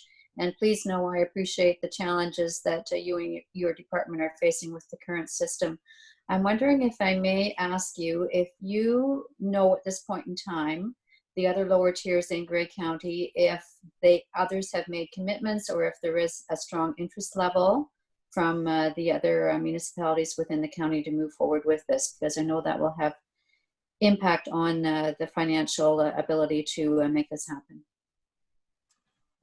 Through you, Mayor Klumpus, to the Deputy Mayor, I don't have an actual who's in, who's out. I have not heard to date of anyone who is not in. I know that this is going through the same process in other municipalities. Inner Township recently supported this at their board meeting and through obviously George and Bluff. And in talking with fire chiefs, there may be some where there may be some challenges, but for the most part, most of the fire chiefs believe that their respective municipalities will support a similar initiative. Just to add to that, Madam Mayor, most municipalities had reports either last week or next week, so everybody is making the decision at very much the same time. Okay, Councillor Kentner. So thank you, Your Worship. A question, I thought I heard you say there that the cost of the equipment is in addition to the cost of dispatch. So Owen Sound will continue to do the dispatching services? Through the mayor, yes, Councillor Kentner, the dispatch services will be still provided through Owen Sound Police. And if I may, just a supplementary, how happy are we with the performance of the Owen Sound dispatch service through their police department? Through the mayor to you, Councillor, that's really a good question. I can tell you that they have been for some time, they're fundamentally a police dispatch service, but one of their biggest challenges has been providing dispatch services to fire departments in both Grey and Bruce County. And one of the biggest challenges, every fire service has their own protocols, their own language around radio operations. And sometimes I wonder how they do it as well as they do it. So having said that, they're working diligently to continue to move towards National Fire Protection Association standards that will become the baseline for operations with the other fire departments. It's a journey. It'll take some time to do, but I think from our perspective, we're quite satisfied with what they provide us for dispatch. We entered into a contract with Owen Sound Dispatch, I think in 2018 for a 4 or 5 year period. So once we come towards the end of that contract, then the chief and I will be looking at a review of their services and other options out there. Thanks for that. Councillor Bartley. Councillor Bartley. Thank you, Madam Mayor, and thank you, Chief DeHooge. Now, pretty near the same question as Councillor Kentner said. We're going to pay $18,000 a year to Owen Sound, and another $20,000, $17,000 to $20,000 a year for administration costs to Grey County. What would cost $17,000 a year to administer this over and above the dispatch service? Through the mayor to Councillor Bartley, they're separate and distinct. The request before you at this particular time is nothing to do with Owen Sound Police dispatch services. These are ongoing operating costs for this new infrastructure, the new radio system, and maintenance of the radios. So the first purchase of all of the replacement of all of our equipment, every mobile, portable, and repeater and whatnot, is covered in the initial contract through Telequip with Grey County, then on a go-forward basis, the ongoing operating and maintenance cost of the system and our equipment, our individual equipment, will be the $17,000 for the first 3 years, for each of the first 3 years. So that'll cover all maintenance on all the equipment. Yes, sir, that's correct. Thank you. Anything further? Councillor Vickers? Thank you, Your Worship. Just going through the report here, Chief. I see that Owen Sound only has 25 radios, and we have 38. Can you help me understand why the difference in the numbers there? Is it must have something to do with the full-time fire department sort of thing? Is that what it is? Yeah, through the mayor to you, Councillor. Yeah, you're correct. It is because it's a smaller department, full-time department, where they have fewer personnel that would require radios and probably fewer vehicles. If you look at some of the other departments, it's based on number of stations and number of apparatus that each of these departments have. So that's basically how it works. Okay, seeing no further questions, I'll call a question. All in favor of this report going for recommendation, and that is carried. All right, before we move on to corporate services, I need a motion to extend. We're getting to well, we're past it, 3 hours. Councillor Bartley and seconder, Councillor Kentner, thank you. All in favor? That is carried, thank you. And so we move into COR 2020-28 as an award of an RFP for the Sykes Street engineering. And a mover and a seconder, please. Put that on the Councillor Kentner, Councillor Vickers. And Tori, I believe you're going to handle this one. I am. Thank you, Madam Mayor. I'm filling in for Darcy, but it definitely is an infrastructure project. So this report is for the award of engineering services for the Sykes Street North infrastructure replacement and road reconstruction.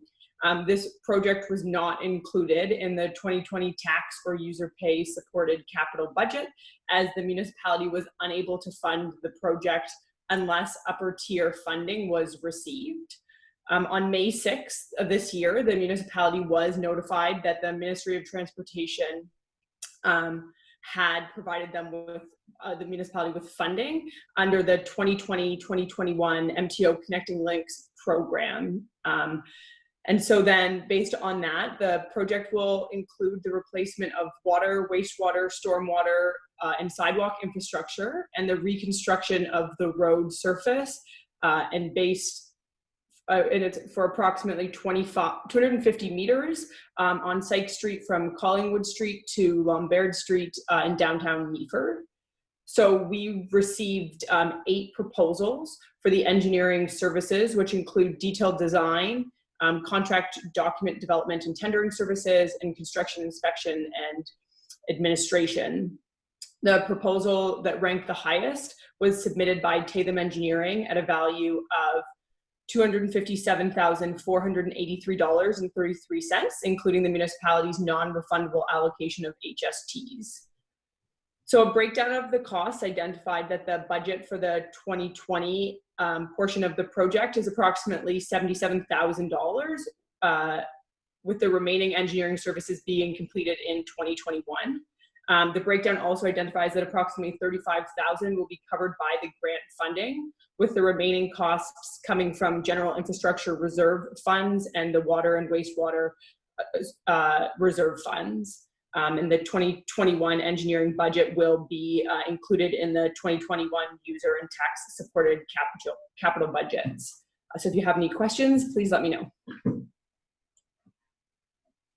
Any questions? Deputy Mayor. Your Worship, thank you. And I have 2 for you, Tori, if you don't mind. So CC Tatham won the engineering proposal, and I know they scored the highest, but were they the cheapest? I noticed that number 2 is pretty close and number 3 is not far behind. How did the price compare? They were not the cheapest bid. The breakdown that we used for the point scheme, I'm pretty sure it was 15% of it was cost, with the remaining being based on their proposal submitted. So the lowest bid was not submitted by Tatham Engineering. And are you able to say if it was a significant difference? I don't want to say. I can provide the information after if it's something that we're allowed to. I feel like this is something that Darcy would normally be providing, so we're happy to provide it if we're able to. I can quickly answer that one because I've heard Darcy answer it a couple of times. If there was a significant difference in price, then we would have seen proposal 2 become proposal 1. Because it's only 15%, but if it's a large difference in price, it would be 10 points if it was under 100,000, 8 points if it was under 150,000, 6 points if it was under 200,000, and 4 points under 250,000, for example. So if it was massively cheaper, then that would have been enough to bridge that difference. Okay. Thank you. And Your Worship, if I may ask Tori, do we know at this point in time if this is going to be a full closure, or will one lane be open at that section of 26? So that's really something that's developed through the design phase of the project, and will depend on where the utilities are located under the road and how the construction is actually phased. So throughout the design phase, we'll be working with the consultant to understand what the different possibilities are and how they would impact the construction of the project. And then from there, we can weigh what is more important, and if we can maintain both lanes of traffic, one lane of traffic, or if for certain sections a road closure would be required. But that will definitely be determined during the design phase of the project. Thank you. Councillor Bartley? Thank you, Madam Mayor. Just a question about 1.2.3. So if it's only 15% is the money, what is the rest of it? Is it knowledge of the firm, or the ability to do it, or the timing? What is the big portion of qualifying for this? So a breakdown of the proposal that it's judged on is based on the firm's qualifications and experience on similar assignments, the project team's experience for this specific project, the project understanding and approach, the work plan methodology and quality assurance plan, and then as well, there's a small portion for the project schedule. Thank you. Anything further from council? Seeing none, I'll call the question. All in favor? And that is carried. Thank you, Tori. No problem. Moving on to Development Services DEV 2020-24, the official plan amendment. We have a mover and a seconder to put that on the table, please. Councillor Greenfield and Councillor Bartley. Thank you.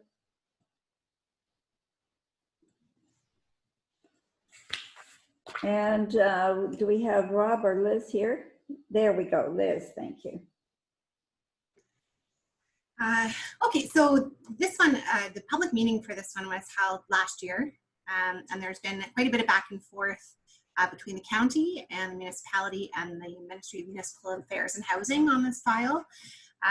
Ultimately, I guess the request is from a local congregation who are looking to establish a private place of worship and school on these lands. The lands are designated agricultural. And so typically we allow for institutional uses on lands that are designated as rural, but not generally within agricultural lands. The provincial policy statement does set out a framework for us to evaluate applications for non-agricultural uses in agricultural areas. And so my very lengthy report kind of delves into the nuance of that. My apologies for the novel. There are quite a few nuanced policy elements to this one. So I've made sure to address that within the report. But in general, I guess what I would suggest to you is that Staff are supportive of the official plan amendment and zoning amendment for this use on these lands for the many reasons outlined within the report. But specifically, we find the proposals to be consistent with section 2361B of the provincial policy statement, which kind of applies 4 main tests to non-agricultural uses in the agricultural area. They must comply with MDS. And in this case, we've suggested that they do, but we suggest that type A land uses or the setbacks applicable to a type A land use be applied to this use. The lands are not specialty crop lands, and in fact, based on their soils classification, are lower end agricultural lands. Further, the applicants have identified a need for this use, and that need is based on their cultural traditions and site selection criteria that they have detailed within their application. And further, they have examined a number of alternative locations, and those have been thoroughly investigated. And so what I would note with that, what I would note with that is that the alternative locations they have looked at have been numerous. Over the past number of years, Rob, Kara, Kirsten, and I have all fielded land use inquiries from the congregation members looking for a parcel for this use. They did not find another property within their search area that met kind of the size and siting criteria for the use. And the parcels that are rurally designated in that area, they have not found anything available or been able to kind of come to a sale agreement for those lands. Sorry about that. So I think essentially the main tests we feel are satisfied. The zoning considerations would detail the site-specific considerations of the use on those lands, how big the building is, where the building can be placed, and ensuring that there's no development or site alteration in the environmentally protected lands. And then would also just kind of note that for future MDS calculations, we would consider this a type A, less sensitive use in the agricultural area for calculation of barn setbacks. So I'm happy to address any questions at this point. I note that we're not intending on bringing back the bylaws for adoption until the next meeting because I thought that you may want a little bit of extra time to sit and digest with that report. So I'd be also happy to address any questions at the following meeting as well, but certainly here and available to do so now if there are burning top of mind issues for you. Thanks. Thanks very much, Liz. And we do have Councillor Vickers has a question. Thank you, Your Worship. And just at the top of page 9 of your report, page 9 of 102, it says guideline 37. And it talks about how, newly expanded church, schools, and cemeteries intended to primarily serve a community which relies on horse-drawn vehicles as their mode of transportation. I would, wouldn't say that this Mennonite church or school relies on that form of transportation. So does that skew it a little bit, Liz, or help me understand that? Certainly, through you, Madam Mayor. So that's some of the nuance that I was referring to. And what I would suggest is reading through the report, reading through it again, because it really, as a standalone test, I don't think the method of transportation is kind of the main place where I would place focus for this application. But it certainly is one of the reasons why the amendment is required. So currently, the official plan of the county, they have specific policies that allow for consideration of these schools in an agricultural setting and on the basis of type A setbacks from nearby uses, where those buildings or uses are set out for folks that rely on horse-drawn transportation. But I think the argument put forth by the applicant's planner is that in every other way, this congregation is very similar to those congregations relying on horse transportation. All of their school attendees would be responsible for their own transportation daily to that facility. They've selected their siting criteria to accommodate a specific travel distance to facilitate some active transportation to and from the site. And really from an MDS perspective, when thinking about adjacent barns and what their setback, which is what that section speaks to, is the idea that the nature of the use and the nature of the users to some degree and their expectations factor in to some degree with how big the setbacks from nearby barns need to be. And so within that section of the report, I speak to the fact that, and actually maybe I'll just quote, it's probably easier, I've already said out the words. It's clear to staff in reviewing the MDS guidelines that the classification of type A, less sensitive, versus type B, more sensitive uses relies at least in part on the expectations of the user and the relationship of the use to agriculture as a proxy or indicator of the likelihood or acceptance of land use incompatibility or odor complaints. So the notion being that because they are rurally oriented, because in many ways they are very similar in nature in terms of their expectation and agricultural relationships, and because there are existing uses nearby that would constrain local barns from expansion, we don't feel that there's any concern with identifying them as a less sensitive use for MDS purposes, being that the intention of MDS is specifically to limit odor-related complaints for agriculture. So there's a number of additional dwellings that are closer, and there are more of them within the same distance as this existing property where they're proposing the school. And the thought being that if there was an odor complaint that was being experienced by these landowners, it would also be experienced by those adjacent residences as well. And so we didn't feel that it was appropriate to place kind of the enhanced or double setbacks onto this use, which would mean this site would not be suitable strictly on the basis of concern over odor complaints. So we didn't feel that there was, I guess, an increased risk of odor conflicts arising from this use being here, given that nature of the use. I've said it far more in a far more articulate manner in my written report. So again, I would encourage you to go back to that, but it is all kind of taken together in that, you know, it's not just the MDS that's the issue. It's also the fact that there isn't really, I guess, a way within the policies for us to consider it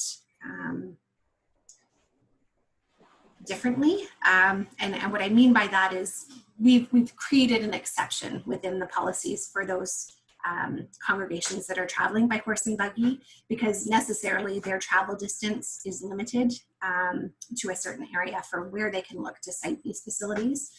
But in this case, a lot of the cultural traditions and the travel considerations still remain important and kind of shape how the policy should apply to the application.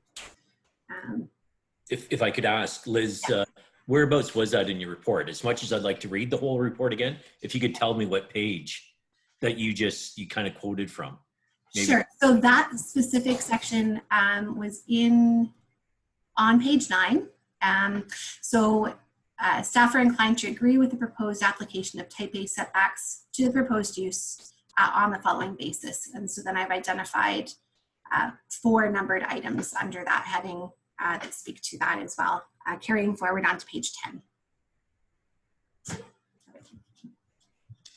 Councillor Greenfield? Yes, thank you. I think, am I good? Yes, okay, thanks for your report. I've got a couple of questions. So this, the Georgian Heights Church has bought this entire parcel, like it's, I don't know, how many acres? Are there 100 acres in this parcel or 50? Through you, Madam Mayor. So the property, the subject property where the school is proposed is 10 acres in size. This one actually arose through a natural severance. So the lot existed, although it had been included along with the adjacent farm for many years. But due to the fact that the water course cuts through separate County of Grey parcel, a narrow strip there that runs beside, it actually existed as separate. So these landowners, they acquired it and then went through the process to have that natural severance recognized and registered. acres that this is dealing with. Okay, thank you. Thank you for that. If I may, Your Worship, so now, are the good folks who belong to the congregation, are they planning on doing a bit of farming on some of this land, or is that a future intention? Through you, Madam Mayor, I would suggest to you that I guess not necessarily as agriculture has been communicated to me, but more in an educational context. So one of the important features in their search criteria for a site for this use was that it be outside of the urban area. They wanted something in rural or agricultural areas because their curriculum would include agricultural elements to it. So having the area on the property for them to do that agricultural use would allow them to do test plots, to show techniques to their students, and to kind of allow for a hands-on approach to their curriculum in that rural setting. So I think the other thing I would just note is that the north portion of the property abutting the river, so there's a bit of a fall to the lands down towards the river. The Conservation Authority has actually asked that that lower portion of the property be protected and not be allowed for buildings or site alteration, just because it is kind of part of that flood susceptible area.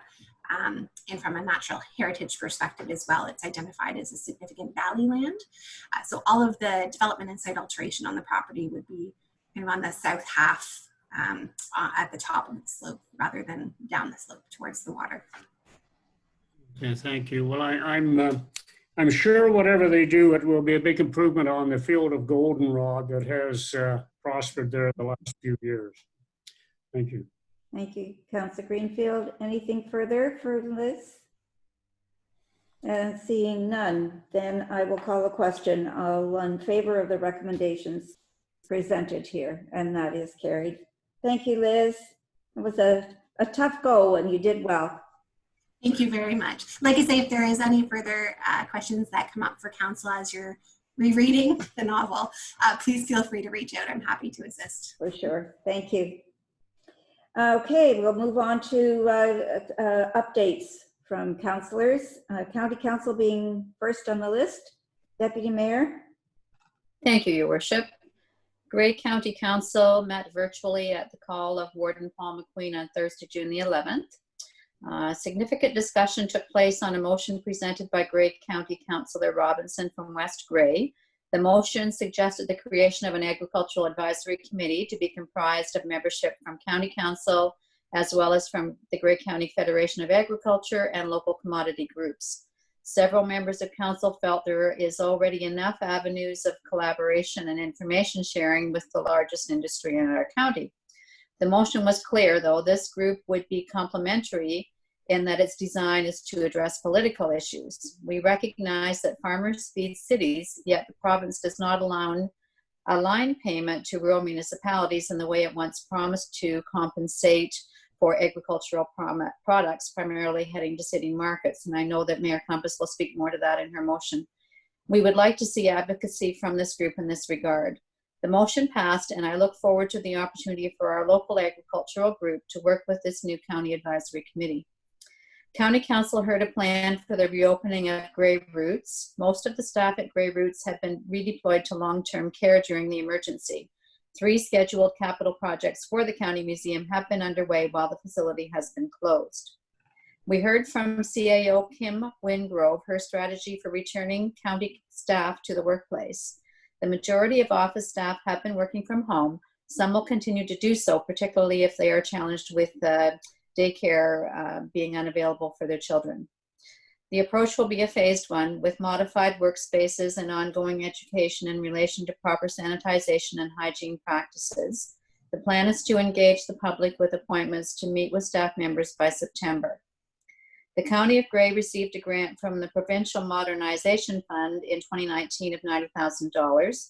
This money will be used for 2 studies. The first, $39,600, will be allocated to a full assessment of the county's financial operations, the county's use of technology, and the structure of the financial team.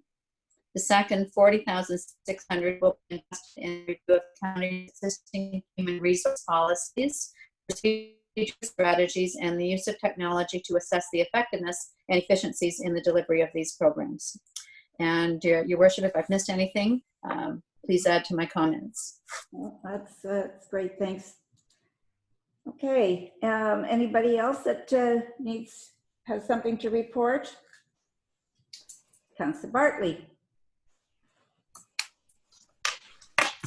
Thank you, Madam Mayor. And actually, this should have been done in announcements, but we haven't met at the Bogner Hall as of late. But because we can't meet and we can't do any of our fundraising, we are doing a fundraiser. We're selling the pork chops, smoked pork chops that we usually have the dinner for 600 people. So if you want to buy a box of pork chops, they're 12 pounds. Average of 23 chops per box, or $55 a box. And the orders are going in June 30th, so next week, and for delivery in July 15th. You can call 519-376-2626 and order your pork chops. Thank you. Thanks. Thanks, Steve. Anything further? Oh, Deputy Mayor, you had another comment? Yes, Your Worship, if I may, I thought I should speak to the Recovery Task Force. They meet every Thursday, and this past week we had a long discussion on the advantages of storytelling. And we're looking at 3 different categories for this, and Janet is approaching a couple of residents who are gifted with words to see if they would undertake some story writing for the municipality. Janet's also working on a business inventory because we never have known how many businesses we have in the municipality. The patios we've already discussed. Toolkits for businesses will be delivered soon, and they're going to include sanitizer, floor decals, posters from the county, a letter of information from our municipality, and these will be hand delivered by Janet and Kim, who's the manager of the Chamber of Commerce. The job platform is up and running on the Chamber website, so if any employers are listening and you have jobs, please go in and post those, and anybody who's looking for work, check the Chamber website. And the e-commerce is all ready to go, and for any interested businesses, they can contact Kim at the Chamber at 519-538-1640. Thank you. Thanks very much, everyone. And now we'll move on then to the building report. Harley, oh, there you are.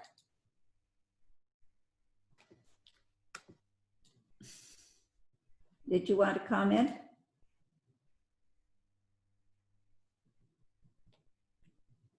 You're muted, Councillor Greenfield.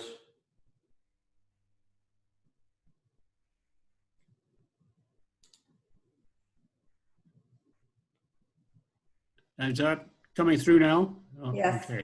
I don't really look at this as a 5-month building report, considering that we have lost between 8 and 9 weeks in the spring of the year, which is the prime time for getting buildings starting.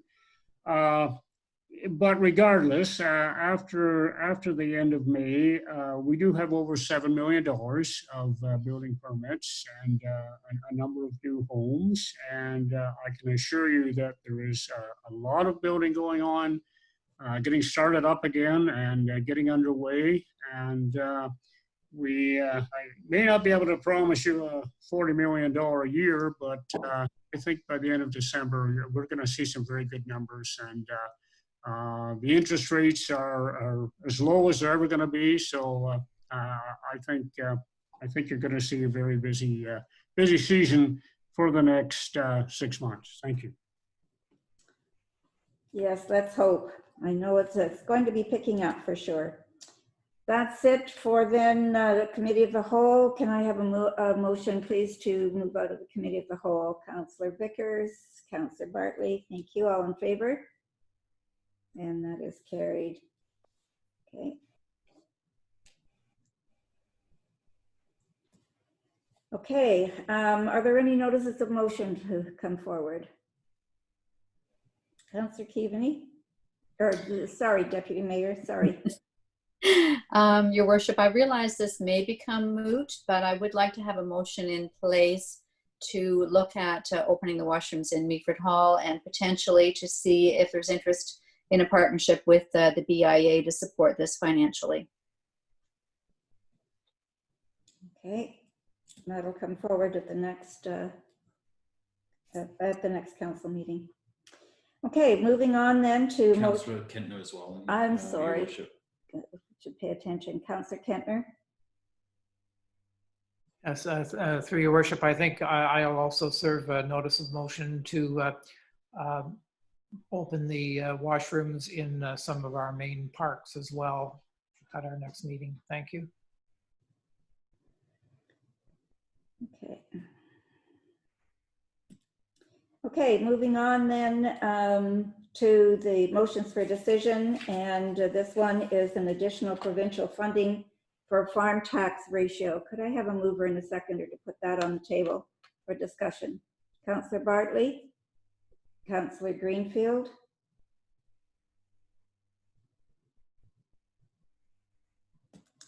Okay, thank you very much for putting that on the table.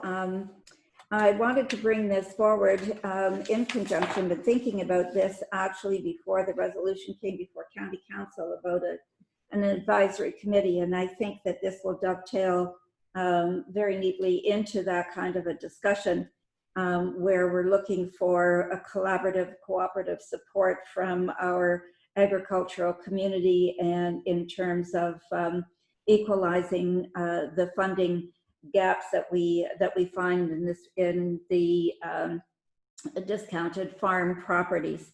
So with the before we get into discussion, I would just like to ask the mover and the seconder if they would allow a change of wording in paragraphs 2 and 3, and anywhere else this word may appear within the motion. And that is to change the word, any word that looks like subsidized or subsidy, to discounted. So in the first, the second paragraph, except that I can't get it here. Here we go. Where eligible farmland assessment values are now discounted by at least 75%. And then it goes down to subsidization in the next paragraph, which says, oh gosh, this is hard. Significant discrepancy exists between urban and rural property tax rates. The cost of this discount falls disproportionately. So there's that one, and there's one else. Sorry, I had it. Therefore be it resolved. Therefore be it, yes. And whereas municipality will receive $754,000 from the rural communities grant component to offset the farm tax discount. Okay, so that then has, yes, Councillor Bartley? Yes, Madam Mayor, thank you. You've asked me to agree as I'm one of the motion people on this. I was going to bring it up because it is not a subsidized thing; it is a discount. So I was actually going to bring that up in tonight's talk. So yes, I will go for the change. Super, thank you. And Councillor Kentner? Through your worship, there is a further reference to subsidization in the last, therefore be it resolved, the very bottom of that. Yes. Yeah, just wherever it is. Yeah, wherever it is, wherever that word is. And my apologies that I was gapping there, and Paul was giving me a hand with this. But certainly discounting is a far more acceptable word for that. And there was one other thing in terms of the distribution list. I wanted to add the OFA to the distribution list, Hugh Simpson as the president. And so we'll add that. So with your acceptance, the mover and the seconder, Councillor Bartley has agreed, and Councillor Greenfield, do you agree to those changes? Yes, thank you, thumbs up, okay. So now, if there's any discussion. Okay, seeing none, I'll call the question. All in favor? And that is carried. Thank you very much.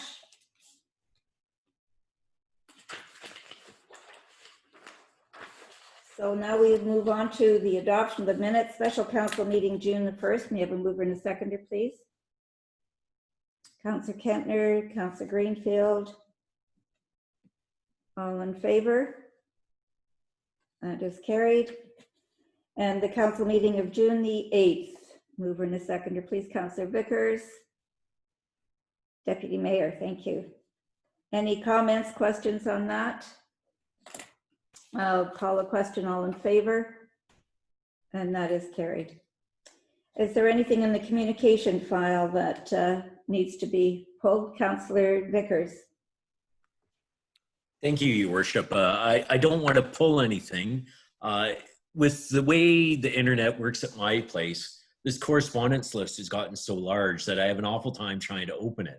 I did send a message to Carly, and she did break it down, but I think it even needs to be broken down further for people on rural internet to open up and try and read some of these correspondence. I know we get them all firsthand. I just always like reviewing them just to make sure I haven't missed anything. So if there's somehow she could change the format, Matt, or do something that that would make it easier to open up, I would appreciate it. Thank you. We'll look at other options. I've been very conscious that they've been growing and growing myself, so we'll see what we can do. Okay, that's it then. There's nothing further from the correspondence list, and that brings us to the end of our agenda, and I will declare this meeting adjourned. Thanks very much, everyone. Good discussion.